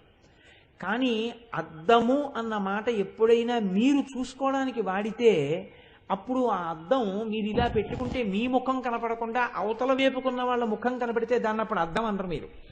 కారుకి వాడే అద్దానికి, మిమ్మల్ని మీరు దిద్దుకోవడానికి వాడుకునే అద్దానికి ఓ తేడా ఉంటుంది. మీరు బాగా పట్టుకోవలసి ఉంటుంది ఈ రహస్యాన్ని. ఇప్పుడు నేను మా దొరగారి కారులో వస్తున్నప్పుడు మా దొరగారి కారులో ఉన్నటువంటి అద్దం, ఎదురుగుండా ఉన్న అద్దం, నా ముఖం దొరగారి ముఖం రెండే కనపడ్డాయి అనుకోండి. అందులో నేను మా ఇంటి నుంచి ఇక్కడికి రావడం కుదరదు కదండి. ఆ అద్దంలోంచి ఏం కనపడతాయి? ఎదురుగుండా ఉన్న వాళ్ళు కనపడతారు. నేను ఈ ఉపన్యాసానికి వచ్చే ముందు బొట్టు పెట్టుకోవడానికి ఓ అద్దం వాడతాను. ఆ అద్దం ముందు నిలబడి నేను బొట్టు పెట్టుకుంటాను. ఆ బొట్టు పెట్టుకుంటున్న అద్దం, ఆ అద్దానికి అవతల వాళ్ళు కనపడరు, నేనే కనపడతాను. మీరు కొంచెం పట్టుకునే ప్రయత్నం చేయండి. ఇదేం పెద్ద విషయమేం కాదు, పెద్ద సిద్ధాంతము లేదు అందులో. మీరు చాలా ప్రాజ్ఞులు, నా తాపత్రయమే కానీ మీరు ఎదుగు పట్టుకోలేరు. కాబట్టి రెండూ అద్దాలే, రెండిటికి అద్దమే. రెండూ అద్దం అయితే ఇటువైపు నుంచి అటువైపుకి కనపడినది అద్దం, ఎదురుగుండా నిలబడితే అటువైపుది కనపడకుండా మీరే కనపడింది అద్దం. ఈ నామంలో అంటున్నారు పద్మరాగ శిలాదర్శ పరిభావి కపోల భూహు. ఇప్పుడు పద్మరాగమణులతో చేశారు ఈ అద్దాన్ని. మన బింబం మనకి కనపడాలి అంటే, మన ప్రతిబింబం కనపడాలి అంటే అద్దం వెనకాతల ఒక ఎర్రటి రసాయన పదార్థాన్ని రాస్తారు. రాస్తే కిరణము ఆ అద్దం గుండా అవతలకి వెళ్లకుండా మన ముఖం నుంచి బయలుదేరినటువంటి కిరణం అద్దం మీద పడి పరావర్తనం చెందుతుంది. పరావర్తనం చెందితే బింబము ప్రతిబింబంగా కనపడుతుంది. కనపడితే ఇప్పుడు మీరు బొట్టు సరిగ్గా పెట్టుకోలేదు అనుకున్నాను అనుకోండి, ప్రతిబింబానికి పెట్టరు. అద్దంలో ప్రతిబింబానికి బొట్టు బాగా దిద్దితే బింబం ఎప్పటికి దిద్దపడుతుంది?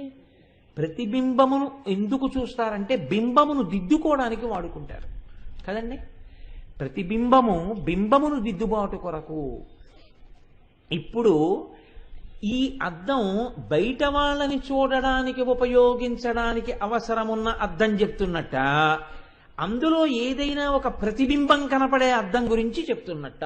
అసలు ముందే ఈ రెండిటిలో ఏ తేడా ఉందా నామంలో మీరు గమనించండి. మామూలు అద్దం అనుకోండి, వసిన్యాది దేవతలంత అమాయకులు కారు, మామూలు అద్దం చెప్తారు. ఇటువైపు నుంచి చూస్తే అటువైపు వాళ్ళు కనపడుతున్నారని చెప్తారు. వాళ్ళు ఆ అద్దం చెప్పట్లేదని మీకు తెలిసిపోతుంది. అలా ఉంటే అమ్మవారి బుగ్గల్లోంచి మీరు చూసినప్పుడు ఏం కనపడాలి? లోపల ఉన్నటువంటి నోరు కనపడాలి. నోరు కనపడాలి, యువతల దవడలో యువతల బుగ్గ లోపలి భాగం ఎర్రగా కనపడాలి. అది ఎలా సరిపోతుంది? సరిపోదు. ఈ బుగ్గ పైభాగం ఒక్కటే చెప్పాలంటే ఎర్రటి మెరుపుతో కూడినటువంటి వేరొక పదార్థం ఏదైనా చెప్పాలి. చెప్పి ఇలా మెత్తగా ప్రకాశవంతంగా అందంగా ఉంది అని ఏదో ఒక ఉపమానం తీసుకొచ్చి అక్కడ వేసి చెప్పాలి. కానీ వాళ్ళు అద్దాన్ని చెప్తున్నారు, అద్దమే పట్టుకున్నారు. కాబట్టి ఇప్పుడు ఏమై ఉండాలి? లోపలది చెప్పకూడదు అనుకుంటే దీన్ని అద్దంగా చెప్తే ఇప్పుడు ఈ అద్దం పక్కన ఎవరుంటారో వాళ్ళ ప్రతిబింబం ఇందులో కనపడే అద్దమై ఉండి ఉండాలి. అది ఖచ్చితంగా కదండి. ఇప్పుడు దీన్ని అద్దం చేశారు, లోపలది కనపడడం ప్రయోజనం కాదు. దీన్ని ఏ అద్దంగా ఉంచాలి అంటే దీని పక్కన కూర్చున్న వాళ్ళ ప్రతిబింబం ఇందులో కనపడాలి. కాసేపు మీరు మర్చిపోండి కోటేశ్వరారు బుగ్గ అని మర్చిపోండి, ఇది ఒక అద్దం అనుకోండి. ఇక్కడ అద్దం ఉంది, అద్దం ఉంటే ఇప్పుడు నా పక్కకు వచ్చి నా భార్య కూర్చుంది అనుకోండి. ఉదాహరణకి కుడి పక్కన కూర్చుంది, కాసేపు ఏదో మర్యాదకి అంతే, అది అలా వైదికమా వదిలేయండి, పక్కన కూర్చుంది. ఇప్పుడు నా బుగ్గ అద్దం అయితే నా బుగ్గలో ఎవరు కనపడతారు? అది పెద్ద విశేషం ఏంటంటే ఎవరు కనపడతారు? నా భార్య కనపడుతుంది. ఆ నా భార్య యొక్క ప్రతిబింబము ఈ అద్దంలో కనపడుతుంది. అమ్మవారి బుగ్గను ఎందుకు పద్మరాగమణులతో కూడిన అద్దం చేసినట్టు? ఇది మీరు పట్టుకోవాల్సి ఉంటుంది. ఇది రహస్యం ఆ నామానికి.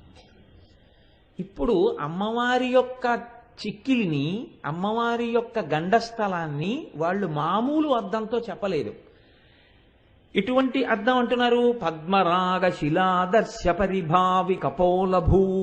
ఆదర్శ అన్న మాటకి అమరకోశం అద్దము అని వ్యాఖ్యానం చేస్తుంది, దర్పణము అని చెప్తుంది. పద్మరాగమణులతో చేయబడిన అద్దమును తిరస్కరించినది. పోని పద్మరాగమణులతో చేసిన అద్దంలా ఉంది అన్నారా? అనలేదు.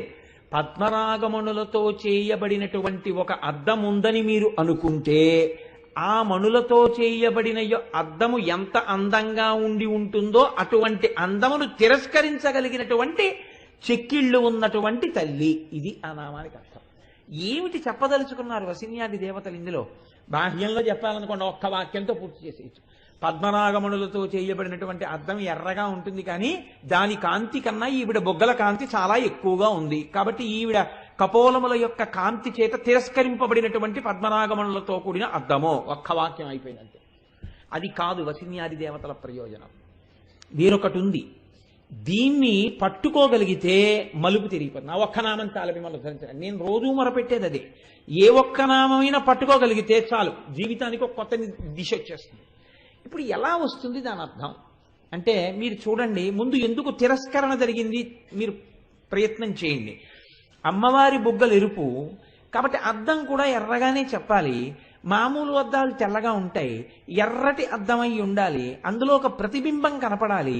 ప్రతిబింబం కనపడేటటువంటి ఎర్రటి అద్దంగా చెప్పాలి అంటే అంత ఎర్రటి కాంతి కలిగినటువంటి మణులుగా చెప్పబడవలసినటువంటివి పద్మరాగమణులు. కాబట్టి ఇప్పుడు ఈ అద్దం పద్మరాగమణులతో చేయబడి ఉన్న ఒక అద్దాన్ని ఇక్కడ పెట్టారు. అమ్మవారి బుగ్గ ఇక్కడ ఉంది. మీరు ధ్యానంలో రెండింటినీ చూడండి. చూస్తే ఈ అద్దం గొప్పదా ఈ బుగ్గ గొప్పదా అని చూశారనుకోండి, మీకు కొన్ని తేడాలు కనపడతాయి. ఇప్పుడు ఈ పద్మరాగమణులు కాంతి వెదజల్లుతూ ప్రకాశవంతంగా ఎర్రగా ఉంటాయి. అమ్మవారెవరు? పూర్వజ, అందరికన్నా ముందు పుట్టింది. అందరికన్నా ముందు పుడితే 80 ఏళ్ళు వచ్చేసినా ఎర్రగా ఉండొచ్చు కొంతమంది. పుట్టినప్పుడు ఎంత ఎర్రగా ఉంటారో 80 ఏళ్ళు వచ్చినా 90 ఏళ్ళు వచ్చినా అంత ఎర్రగా ఉంటారు. ఇంకా ఎర్రబడతారు కూడా ఒక్కొక్కసారి, ఏసీల్లో ఎక్కువ ఉంటాయి. కానీ బుగ్గకి ఆ స్థితిస్థాపక శక్తి ఉండదు. స్టిఫ్నెస్ అంటామే అది ఉండదు, జారిపోతుంది. ఇలాగా జారిపోయి ముడతలు పడిపోతుంది. ముడతలు పడిపోయి ఇప్పుడు ఆ బుగ్గలో ద్యుతి కాంతి అంతగా ఉండడానికి అవకాశం ఏముండదు. కానీ యవ్వనంలో ఉన్నటువంటి స్త్రీ యొక్క బుగ్గ, ఆమె యొక్క గండభాగం చెక్కిలి స్థితిస్థాపక శక్తిని కలిగి, అనగా ఇలా జారిపోకుండా ముడతలు పడిపోకుండా కాంతితో ప్రకాశవంతంగా ఆకర్షణీయంగా ఉంటుంది.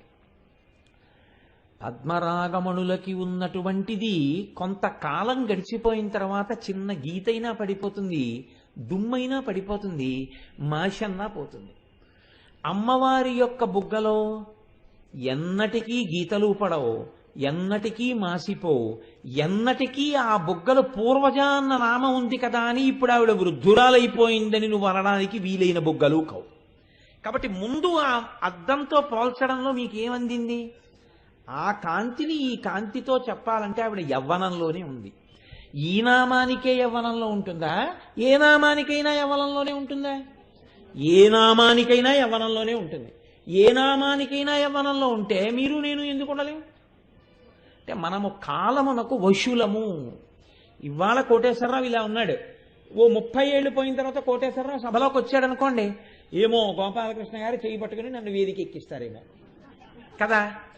అందుకని అప్పుడు ఏమవుతుంది అంటే అంటే నా ఉద్దేశం ఏంటంటే గోపాలకృష్ణ గారు కాలమును గెలిచిన వారై ఉంటారు కదా, లేకపోతే ఆయన నన్ను చెయ్యబట్టి ఎక్కించాలంటే అది నా ఉద్దేశం. కాబట్టి ఇప్పుడు అలా ఇప్పుడు ఆవిడ కాలమును గెలిచినటువంటి తల్లి, కాలమునకు ఆవిడ లొంగదు. కాలమునకు ఆవిడ లొంగదన్న విషయం మీకు ఎక్కడ బాగా రూఢైంది?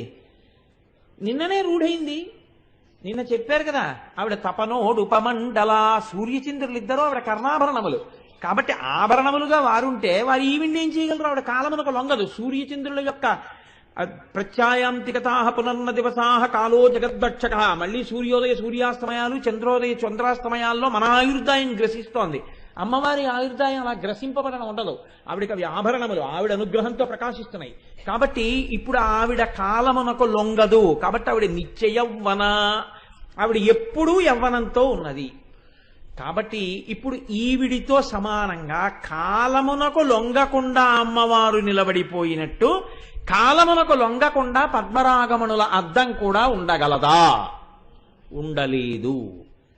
కాబట్టి పరిభావిక పోలభూహో, అమ్మవారి బుగ్గల యొక్క సౌందర్యం ముందు పద్మరాగమణుల యొక్క అద్దం ఓడిపోయింది. మొట్టమొదట అక్కడ పోయింది. రెండవది ఏది? అద్దమునకు ఒక లక్షణం ఉంటుంది. మీరు ఎప్పుడైనా చూడండి, గొల్లల మావిడాడ అని మనకు ఒక క్షేత్రం ఉంది.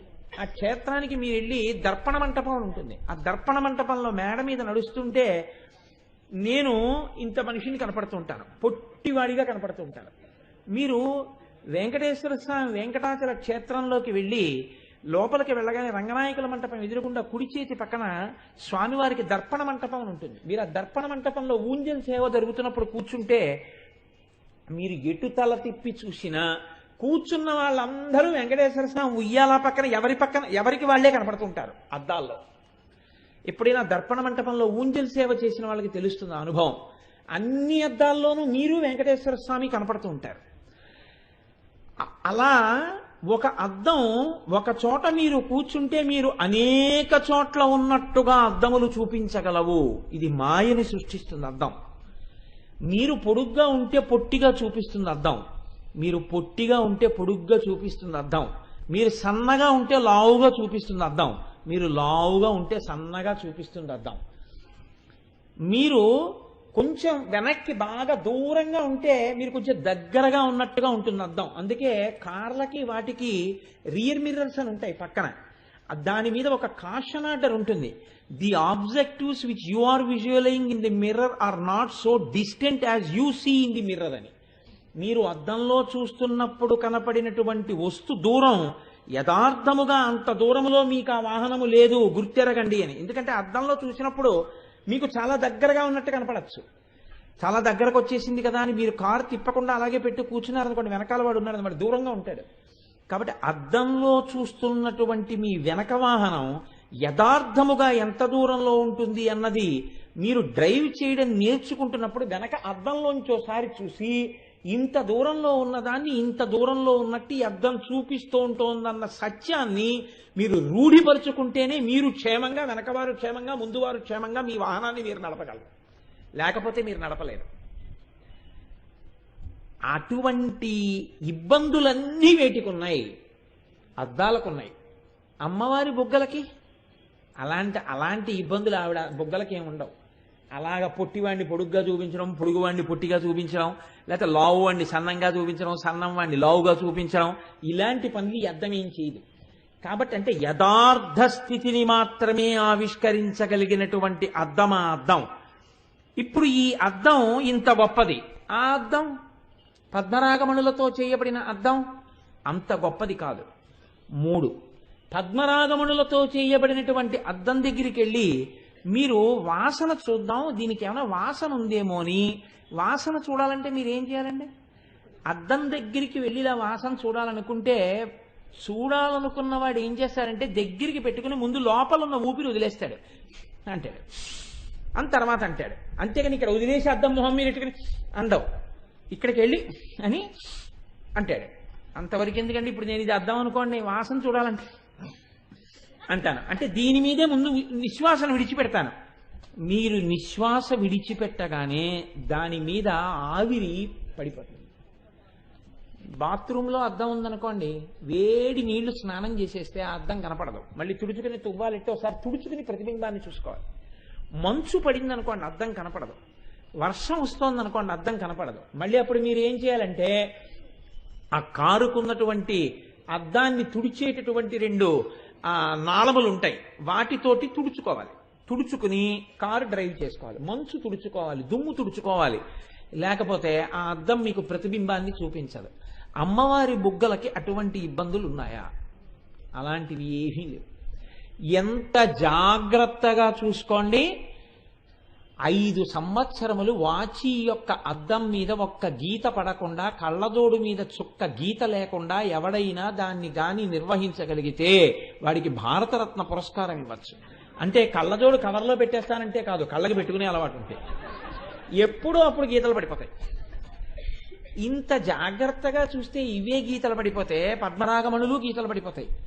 మరి మామూలుగా కళ్ళజోడు అద్దం అసలు ఏ చుక్క లేకుండానే మీకు అమరుస్తారు. పద్మరాగమణులను జాగ్రత్తగా చిత్రియ పట్టేటప్పుడు అసలు తమంత తాము ముందు గీతలు పడతాయి. చివర్లకి గీత పడకుండా మణి ఉండడం కష్టం. కాబట్టి ఇప్పుడు మణి మీద గీతలు ఉంటాయి, కానీ అమ్మవారి యొక్క బుగ్గల మీద ఏమైనా గీతలు ఉంటాయా? ఏం ఉండవు. ఉండవని నీకెలా తెలుసు అంటే మీరు ధ్యానం చేయండి, మీకు కనపడుతుంది ఉన్నాయో లేవో. అమ్మవారి బుగ్గల మీద గీతలు ఏమి ఉండవు. కాబట్టి ఇప్పుడు పద్మరాగమణులతో చేయబడినటువంటి అద్దము అమ్మవారి యొక్క బుగ్గలనబడేటటువంటి అద్దము ముందు ఓడిపోయిందా లేదా? ముందు అక్కడ వరకు రండి. అక్కడ వరకు వస్తే ఏమైంది? ఇది అద్దం అది అద్దం అని మీరు ఒప్పుకున్నారు, కానీ ఈ అద్దం ముందు ఆ అద్దం నిలబడలేదు అని కూడా ఒప్పుకున్నారు. కాబట్టి పద్మరాగ శిలాదర్శ పరిభావి కపోలభూ. బాగుందండి, మీరు ఇంత చెప్తున్నారు కదా, ఆ అద్దంలో మేం కనపడతామా? పద్మరాగమణులతో చేయబడిన అద్దంలో మీరు నించున్నా నేను నించున్నా కనపడతాం. మణి సదృశ్యమైన ఉంటాయండి. అందుకే మణి రాయే. మణి అంటే ఏదో కాదు, మణులన్నీ రాళ్లే. రాళ్ళు ఏవి ప్రతిబింబమును బాగా చూపించగలవో వాటికి విలువ ఎక్కువ ఉంటుంది. అందుకే చూడండి, గ్రానైట్కి విలువ ఎక్కువ. మార్బుల్ కన్నా గ్రానైట్కి విలువ ఎక్కువ. ఎందుకంటే మీరు గ్రానైట్ షాప్కి వెళ్తే వాడు ఒకటే చెప్తాడు, మీ నీడ కనపడుతుందండి ఇందులో అంటాడు. మీరు చూడండి, చాలా విలువైన రాయి మీరు ఫ్లోరింగ్ చేసుకుంటే వెంటనే ఉంటాడంటే, ఏం వేస్తారు మీరు నడుస్తుంటే మీ నీడ కనపడుతుందండి అంటాడు. మీ నీడ కనపడుతుంది అనగానే రాతికి విలువ పెరిగిందనమాట. ఇప్పుడు పద్మరాగమణుల అద్దంలోనూ ప్రతిబింబం కనపడుతోంది, అమ్మవారి బుగ్గలనబడేటటువంటి అద్దంలోనూ ప్రతిబింబం కనపడుతోంది. ప్రతిబింబం కనపడాలంటే చెయ్యవలసింది ఏమిటి? ఒక్కటే, అద్దం ముందు మీరు నించోవాలంతే. ఇంకా మీరు చేయవలసింది ఏం లేదు. అద్దం ఇక్కడుంటే మీరు అక్కడ నిలబడి నా ప్రతిబింబం కనపడలేదని ఏడిస్తే ఏం కనపడుతుంది? మీరు అద్దం ముందుకు రావాలి. మీరు అద్దం ముందుకు వస్తే మీ ప్రతిబింబం కనపడుతుంది. అమ్మవారి బుగ్గల పక్కకి వెళ్ళి అమ్మవారి బుగ్గలలో ప్రతిబింబము చూసుకోగలిగినంత శక్తి ఎవరికైనా ఉంటుందా? ఇక్కడుంది ఆ నామానికి ఉన్నటువంటి రహస్యం అంతా. అంటే ఈవిడ బుగ్గలు అద్దాల్లా ఉన్నాయి, ఎంత బాగున్నాయో ఈ అద్దాలు, నా ప్రతిబింబం చూసుకుంటాను అని మీరు ఆవిడ బుగ్గల దగ్గరికి వెళ్ళి నిలబడగానే అమ్మవారిని అమ్మవారిగా చూడడం మరిచిపోయినట్టు లెక్క.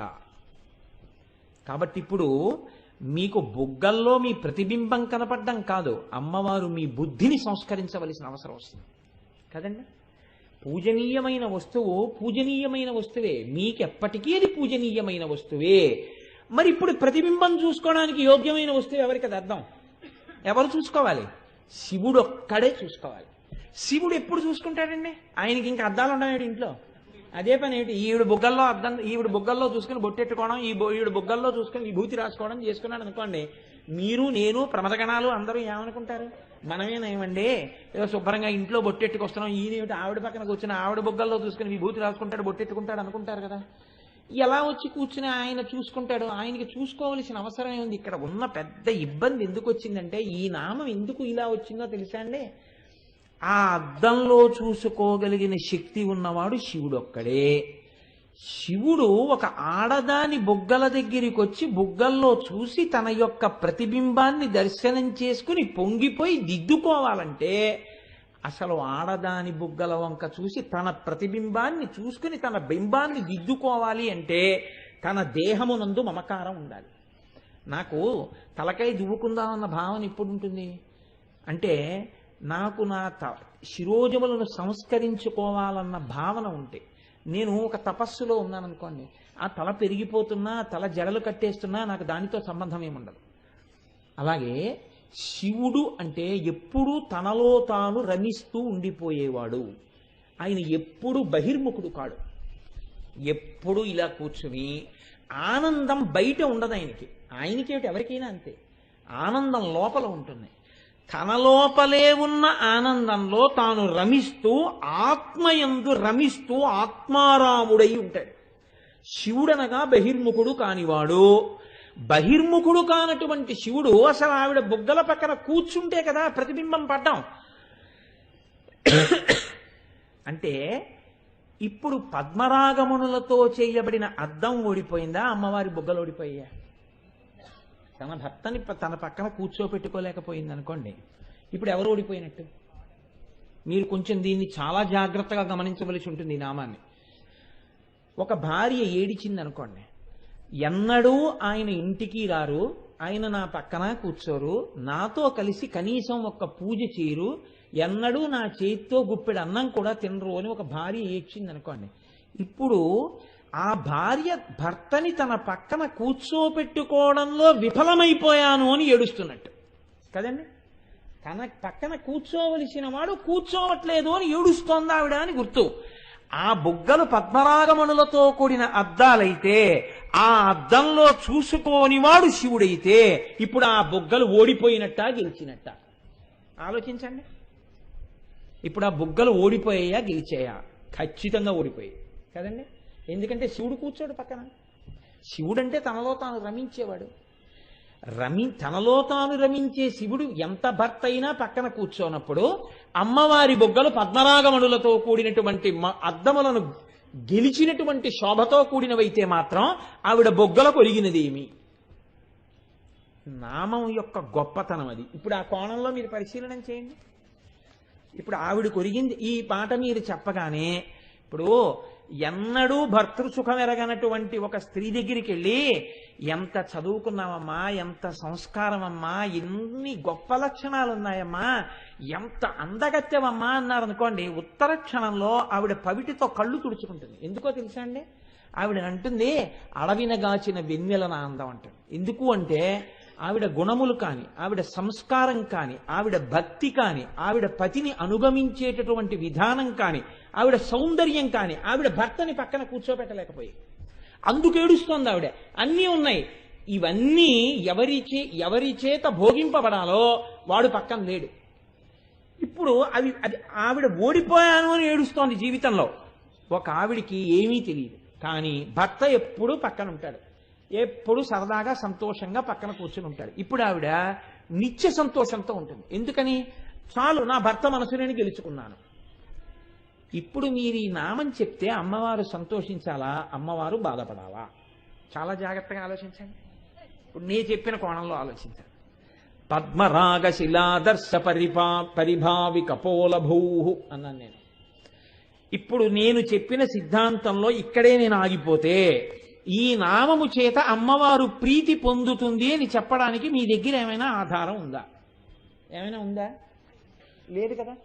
మరి వసిన్యాది దేవతలు ఎలా చెప్పారు ఈ నామాన్ని? ఇలాగా అమ్మవారు ఎలా చెప్పించింది? అమ్మవారేగా వసిన్యాది దేవతలలో ప్రవేశించి చెప్పించింది. వాక్కు ఎక్కడున్నా వైదికమై 10 మందిని ఉద్ధరించే వాక్కు ఎవరు పలికినా ఆ వాక్కు అమ్మవారిదే. పూల తోటంతా నాదైనప్పుడు ఇక్కడ చామంతి మొక్క పూసిన పూలు నావే, అక్కడ గులాబీ మొక్క పూసిన పూలు నావే. శంకర భగవత్పాదులు చెప్పినా అమ్మవారే చెప్పింది, వసిన్యాది దేవతలు చెప్పినా అమ్మవారే చెప్పింది, పోతన గారు చెప్పినా అమ్మవారే చెప్పింది. ఎవరు చెప్పినా అమ్మవారే చెప్తోంది. దుర్వాసో మహర్షి ఆర్యా ద్విషితి చెప్పినా ఆవిడే చెప్పింది. మూక పంచశతి మూకశంకరులు చెప్పినా ఆవిడే చెప్పింది. చంద్రశేఖర పరమాచార్య స్వామి వారు అనుగ్రహ భాషణం చేస్తే ఆవిడే చెప్పింది.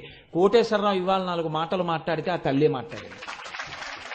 కాబట్టి ఇప్పుడు పద్మరాగశిలాదర్శ పరిభావి కపోలభో ఆవిడ స్తోత్రము అని మీరు ఎలా చెప్పగలుగుతున్నారు? ఆ నామాన్ని పరిశీలనం చేయండి. కాబట్టి నేనంటాను ఆ నామము ధ్యాన సంబంధము అంటాను. మీరు బాగా ధ్యానం చేస్తే తప్ప మీకు అందదు.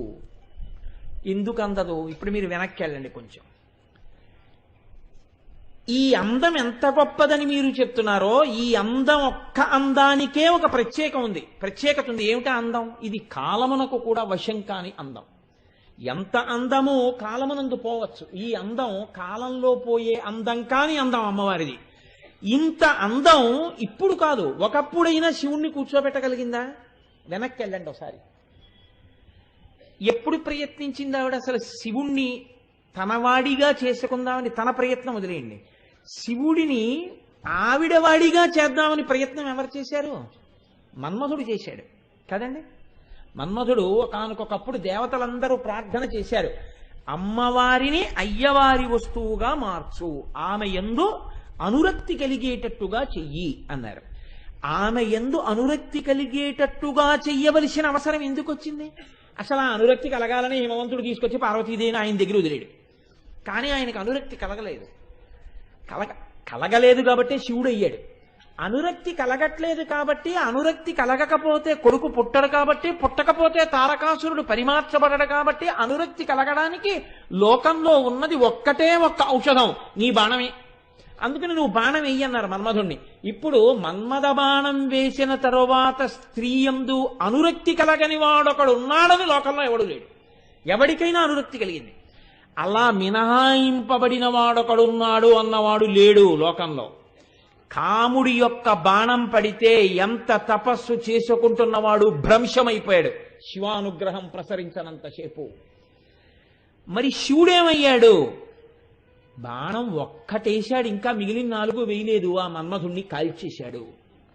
అంటే అమ్మవారి యొక్క బుగ్గలకి, అమ్మవారి యొక్క సౌందర్యానికి పరమశివుడు లొంగకపోవడం అన్నది ఇప్పుడేనా? ఎప్పుడో మొదలైందా? ఎప్పుడో మొదలైంది దీని కథ. మీరు చూడండి, ఇది మీరు లోక సాధారణమైన విషయాన్ని ఎలా పట్టుకుంటారో అలాగే పట్టుకోవాలి. ఒక పెద్ద మనిషి దగ్గర ఒక ఆవిడ ఏడుస్తోంది అనుకోండి, ఆయన నాతో సరిగ్గా ఉండట్లేదండి అస్సలు అని. ఇలా అమ్మ మీ పెళ్ళైనప్పటి నుంచేనా ఈ మధ్యనేనా అని అడుగుతారు పెద్దవాళ్ళు. లేదండి పెళ్ళైనప్పటి నుంచి ఆయన ఇదే వరుస అందనుకోండి. పెళ్ళైనప్పటి నుంచి ఇలా ఇదే వరుస అయితే అసలు పెళ్ళి ఎందుకు చేసుకున్నట్టు? ఇప్పుడు అక్కడికి వెడతారు కదండి, వెనక్కి వెడతారు కథ. ఇక్కడ అంతే, మీరు వెనక్కే వెళ్ళాలి ఈ నామాన్ని ఆధారం చేసుకుని. ఇది ఎప్పటి వరుస? పెళ్లికి ముందా పెళ్ళైన తర్వాత? పెళ్లికి ముందు నుంచి ఇదే వరుస. మరి మీకు పెళ్ళి ఎలా అయిందమ్మా? పెళ్ళి ఎలా చేసుకున్నాడు? ఇక్కడికి రండి, ఇక్కడుంది తమాషా అంతా. మరి పెళ్లి ఎందుకు చేసుకున్నాడంటే బాహ్యమైన అందం చూసి చేసుకోలేదు. ఇప్పుడు ఆవిడ తపస్సు చేసింది, శివుణ్ణే పెళ్లి చేసుకుంటాను.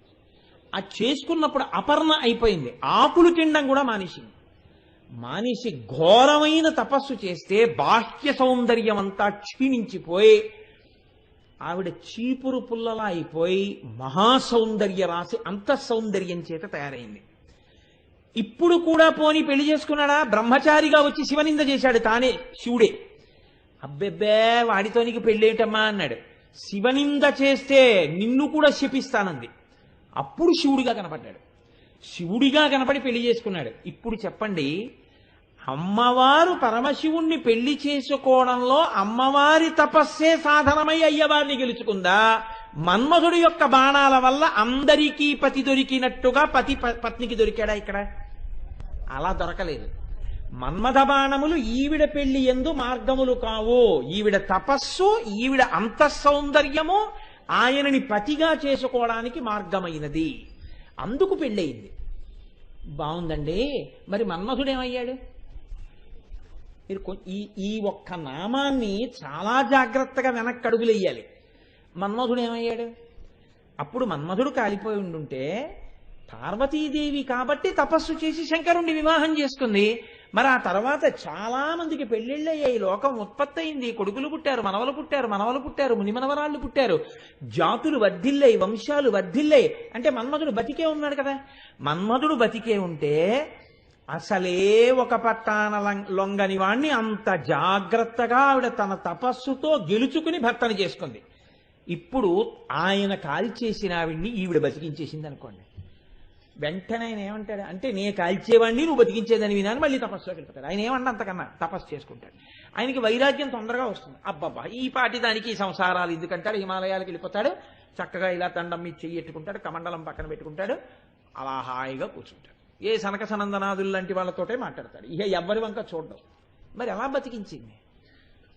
ఇది పెద్ద తమాషా కదండి. ఇలాంటి మొగుడితో వేగి సంసారం చేయడం అంటే ఆ తల్లి గొప్పతనం అండి.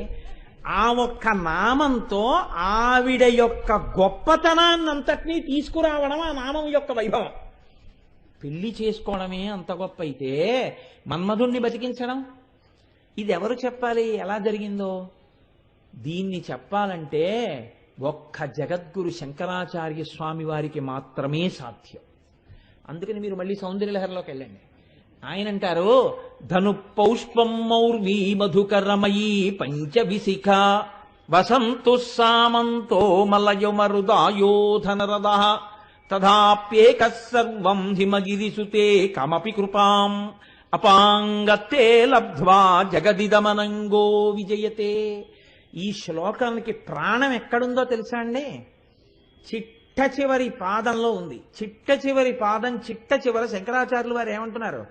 అమ్మవారి యొక్క కడగంటి చూపు చేత బతికినటువంటి మన్మథుడు ఎవరిని గెలవడానికి సమర్థుడయ్యాడు? జగదిదమనంగో విజయతే. జగత్తుని గెలవడానికి మాత్రమే పనికొచ్చింది ఆ సమర్థత. అప్పుడైనా మన్మథుడు మళ్ళీ పుట్టి శివుని గెలిచాడా? గెలవలేదు. ఇప్పుడు ఎలా పుట్టాడు మరి మన్మథుడు? మరి ఆయనకి కోపం రాకుండా ఈవిడ ఎలా పుట్టించగలిగింది ఆయన్ని? ఇది శంకరాచార్యుల వారి యొక్క శ్లోక చమత్కారం. బలహీనత మన్మధుడిది చెప్తూ బలం అమ్మవారికి చెప్తున్నారు ఆయన. ఇది మీరు పట్టుకోగలగాల ఆ శ్లోకాన్ని. ధను పౌష్పం, పుష్పములతో కూడినటువంటి ధనస్సున్నవాడు మన్మధుడు. అసలు మన్మధుడు పుష్పధనస్సు పట్టుకున్నాడని ఎక్కడుందండి? అసలు ఈ శ్లోకం మొదలెట్టగానే, ఈ విచారణ మీరు చెయ్యడం మొదలు పెట్టగానే పుస్తకం మూసేసి, అయ్యి బాబోయ్ ఇదేమిటండి ఈ శ్లోకం ఇలా ఉందని మళ్ళీ ఏ పండితుడి దగ్గరికో వెళ్ళాలి. వెళ్ళి మన్మధుడు చెరుకు విల్లు కదండి పట్టుకుంటాడు, చెరుకు విల్లే మన్మధుడు పట్టుకుంటాడు, చెరుకు విల్లే అమ్మవారు పట్టుకుంటుంది తప్ప అసలు పుష్పధనస్సు ఎప్పుడు పట్టుకున్నాడు మన్మధుడు? మరి శంకర భగవత్పాదులు జగద్గురువులు కదా, మహానుభావుడు కదా, ధను పౌష్పం అన్న మాట ఎలా రాశారు? పుష్పధనస్సు మన్మధుడు పట్టుకున్నాడని ఎలా రాశారు? చెరుకు విల్లు కదా పట్టుకున్నాడు. అంటే ఆయన శంకర భగవత్పాదులు ఉత్తినే ఏ మాట అనరు. మీరు మళ్ళీ ఆలోచన చేస్తే ఆ ధనస్సు పుష్పములతో కూడిన ధనస్సే. మన్మధుడు పుష్పములతో కూడిన ధనస్సు కూడా పట్టుకుంటాడు అని ఎవరు చెప్పారు అంటే అమరకోశం చెప్పింది. అమరకోశం ఏది చెప్పిందో అది పరమ సత్యం. కాబట్టి ఆయన పుష్పధనస్సుతో ఉంటాడు అన్న విషయాన్ని అమరకోశం చెప్పింది. ఒక్కొక్కరి దగ్గర 4-5 ధనస్సులు ఉంటాయి. మన్మధుడు చెరుకు విల్లు పట్టుకుంటాడు, పుష్పధనస్సు పట్టుకుంటాడు. ఇప్పుడు పుష్పధనస్సు పట్టుకున్నాడు. ధను పౌష్పం మౌర్వీ మధుకరమయీ. ఆ అల్లెత్రాడో తుమ్మెదలతో చేయబడినటువంటి అల్లెత్రాడు. అల్లెత్రాడు స్థితిస్థాపక శక్తితో ఉండాలి. ఎందుకంటే దాన్ని ఆకర్ణాంతము లాగుతారు, అంటే ఇలా చెవి వరకు లాగుతారు ధనస్సుని, లాగి బాణం వదులుతారు. అది తుమ్మెదలతో చేయబడినటువంటి అల్లెత్రాడు. ముందేమున్నాయి ధనస్సుగా? పువ్వులు ఉన్నాయి. పువ్వులు ఇలా ముందుంటే తుమ్మెదలు మీ అందరూ ఓ వరుసలో ఇలా నించోండి అంటే నించుంటాయి అసలు? అవన్నీ పువ్వుల మీదకి వెళ్ళిపోతాయి. అదో పెద్ద కప్పలు తక్కడే వ్యవహారం కింద ఉంటుంది. ఎప్పటికీ తెమలదు. 1/2 కేజీ కప్పలు ఇవ్వండి అన్నాడు అనుకోండి ఎవడైనా, 1/2 కేజీ రాయి బాగానే ఉంటుంది. ఇక్కడ 3 కప్పలు వేస్తే అది 1/2 కేజీకి లేదని చిన్న కప్ప వంక చూసేటప్పటికి 2 కప్పలు దూకేస్తాయి. 1/2 కేజీ వాడి జన్మలో తూయలేడు. ఎందుకంటే అందుకే కప్పలు తక్కడరా అంటారు. అంటే వాడి పని ఎప్పటికీ అవదు. కారణం ఒక్కటే, వీడు బానే ఉన్నాడు, వీడు ఎప్పటికీ సరిగ్గా ఉండడు. అందుకే ఆ ఇల్లు కప్పలు తక్కడి వ్యవహారం అని అంటారు. కాబట్టి ఇప్పుడు ధను పౌష్పం, ఎదురుగుండా పువ్వులుంటే మధుకరమయీ, తుమ్మెదలు ఎలా ఉంటాయి ఒక వరసలో? ఉండవు, అవి పువ్వుల మీదకి వెళ్ళిపోతాయి. కాబట్టి ఇప్పుడు ఆ ధనస్సు గొప్పదా బలహీనమైందా? చాలా బలహీనమైన ధనస్సు. ఆ తుమ్మెదలు ఎప్పుడు వెళ్ళిపోతాయో తెలియదు పువ్వుల మీదకి. పైగా పువ్వులతో ధనస్సు ఏమిటండి అసలు? ఆ ధనస్సుని విరగొట్టడానికి అవతలవాడు పెద్ద ధనస్సు ఏం పట్టుకోక్కర్లేదు, ఏ ధనస్సు పట్టుకున్నా చాలు యుద్ధానికి. అంత బలహీనమైన ధనస్సు. ధను పౌష్పం మధుకరమయీ పంచవిసిక. 5 బాణాలే తప్ప 6వ బాణం లేదు మన్మధుడికి. ఈ 5 వేస్తాడు. అవే 5 పుష్ప బాణాలు. ఏదో అశోకము, కూటము, నవమల్లికము, నీలోత్పలము అనేటటువంటివి ఒక 5 పువ్వుల బాణాలు ఉంటాయి ఆయన దగ్గర. ఈ 5 పువ్వుల బాణాలే వేస్తూ ఉంటాడు. లోకంలో ఎవరికైనా పువ్వులతో కొడతట్టండి ఆయన అంటే సంతోషం, వెళ్ళి 4 పువ్వులతో కొడి తెచ్చుకుంటే అయిపోతుంది. కాబట్టి ఈయన పువ్వుల బాణాలు వేస్తాడు. అదో బలహీనత. ధను పౌష్పం మధుకరమయీ పంచవిసిక వసంతు సామంతో. సామంతుడంటే చిలికాడు. పక్కన ఉండే స్నేహితుడు చాలా గట్టివాడండి.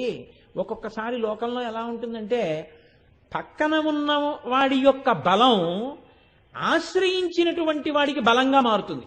వాడికి సహజంగా బలం ఉండదు, కానీ తాను ఎవరిని ఆశ్రయించి ఉన్నాడో వాడి బలం చేత తనకన్నా బలవంతుణ్ణి అధిక్షేపిస్తాడు. దీనికి ఒక ఉదాహరణ చెప్తుంటారు పెద్దలు. శేషుడికి గరుడు అంటే చాలా భయం.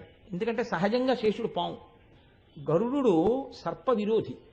అందుకని ఒక్క సభామంటపంలో స్వామివారు ఉండగా శేషుడు అక్కడికి వెళ్ళట. ఎందుకు వెళ్ళడంటే, గరుడు సభామంటపానికి తీసుకెళ్తాడు, సభామంటపం నుంచి బయటికి తీసుకెళ్తాడు. అక్కడ ఆయనది అధికారం. ఈయన వెళ్ళాడు అనుకోండి లేనిపోని ఇబ్బంది. కానీ శయనాగారంలో శ్రీ మహావిష్ణువు పడుకునే చోట శేషుడిది అధికారం. ఎందుకని ఆయన శేషుడి మీద పడుకుంటాడు. ఒకానొక నాడు ఎందుకో అకస్మాత్తుగా ఒక మాట చెప్పడానికి శేషుడు శ్రీ మహావిష్ణువు యొక్క పాలసముద్రానికి వచ్చారు మాట చెప్దామని. ఇప్పుడు ఈ శేషుడు అన్నాడు, అలాగే పడుకుని గరుత్మంతుడిని చూసి, hello Garuda how are you అన్నాడు. అంటే, ఓయ్ గరుత్మంత ఎలా ఉన్నావు, బాగున్నావా అన్నాడు. వీళ్ళు మాట అనడమే. ఇప్పుడు గరుత్మంతుడు అనుకున్నట్టు, అవునులే స్థానబలం, స్వామి నీ మీద పడుకుని ఉన్నారుగా, ఏమైనా అంటావు అని ఇప్పుడు ఆ బాగున్నానండి అన్నాడు. ఎందుకని? పైన శ్రీ మహావిష్ణువు పడుకున్నారు. మీరు ఒక వస్తువుని ఆశ్రయించి ఉన్నారనుకోండి, అది చాలా బలమైన వారు మీ వెనకాతలు ఉన్నారనుకోండి, మీ జోలికి రావడానికి భయపడతారు. ఆయన్ని మనం ఏం చేయలేము బాబా, ఆయన వెనకాల మినిస్టర్ గారు ఉన్నారంటారు కదండి. పోనీ మన్మధుడి వెనకాతలు అలా ఏమైనా బలమైన వాడు ఉన్నాడా? వసంతు సామంతో. వసంతుడు ఆయనకి చిలికాడు. ఈ వసంతుడు ఎప్పుడు ఉంటాడు? చైత్ర వైశాఖ మాసములు వసంత ఋతువు, అప్పుడే ఉంటాడు. చైత్ర వైశాఖ మాసాలు వెళ్ళిపోయాయి అనుకోండి, మళ్ళీ వచ్చే వరకు కనపడ్డాయి. ఇంత గొప్ప చెలికాడు, మళ్ళీ పిలిస్తే పలకడు, సెల్కి నెంబరు లేదు, ల్యాండ్ ఫోను లేదు, కాబట్టి దొరకడం. కాబట్టి వసంతు సామంతో మలయమరుదాయోధనరథ. మలయ పర్వతం మీద ఉండేటటువంటి గంధపు చెట్ల మించి వచ్చేటటువంటి సువాసన ఆయనకి రథంగా ఉంటుంది. ఈ గంధపు చెట్ల మించి వచ్చేటటువంటి గాలి మనిష్టం వచ్చినట్టు వెళ్ళదు, దాని ఇష్టం వచ్చినట్టు వెళుతుంది. గాలి వీచేటప్పుడు తన ఇష్టం వచ్చినట్టు వీస్తుంది, కానీ మన ఇష్టం వచ్చినట్టు వీయదు. శత్రువు అక్కడ ఉన్నాడు రా అన్నారు అనుకోండి, రథం ఇటు వెళ్ళిపోతుంది. ఎందుకంటే అది మలయమరుదాయోధన రథ, అటుపోతూ ఉంటుంది ఆ రథం. ఇంత బలహీనమైన రథం. మలయమరుదాయోధన రథ తథాప్యేక సర్వం హిమగిరిసుతే కమపి కృపాం అపాంగత్తే లబ్ధ్వా జగదిదమనంగో. అసలు అన్నిటికన్నా బలహీనత ఏమిటో తెలుసా అండి? అసలు ఆయనకి శరీరం లేదు. ఎదురుగుండా శత్రువు పోని భీకరాకారంతో నించున్నాడంటే భయపడతారు. ఏ పువ్వులు విల్లైనా. అసలు ఆయనకి శరీరమే లేదు. ఇక శరీరమే లేనివాడు యుద్ధానికి వస్తే ఎవడు మాత్రం భయపడతాడు? అమ్మా, ఇన్ని బలహీనతలు ఉన్నటువంటి మన్మధుడు అపాంగతే లబ్ధ్వా, నువ్విలా చూశావంతే గొప్ప బలాన్ని పొందాడమ్మా. ఎంత బలాన్ని పొందాడు? జగదిదమనంగో విజయతే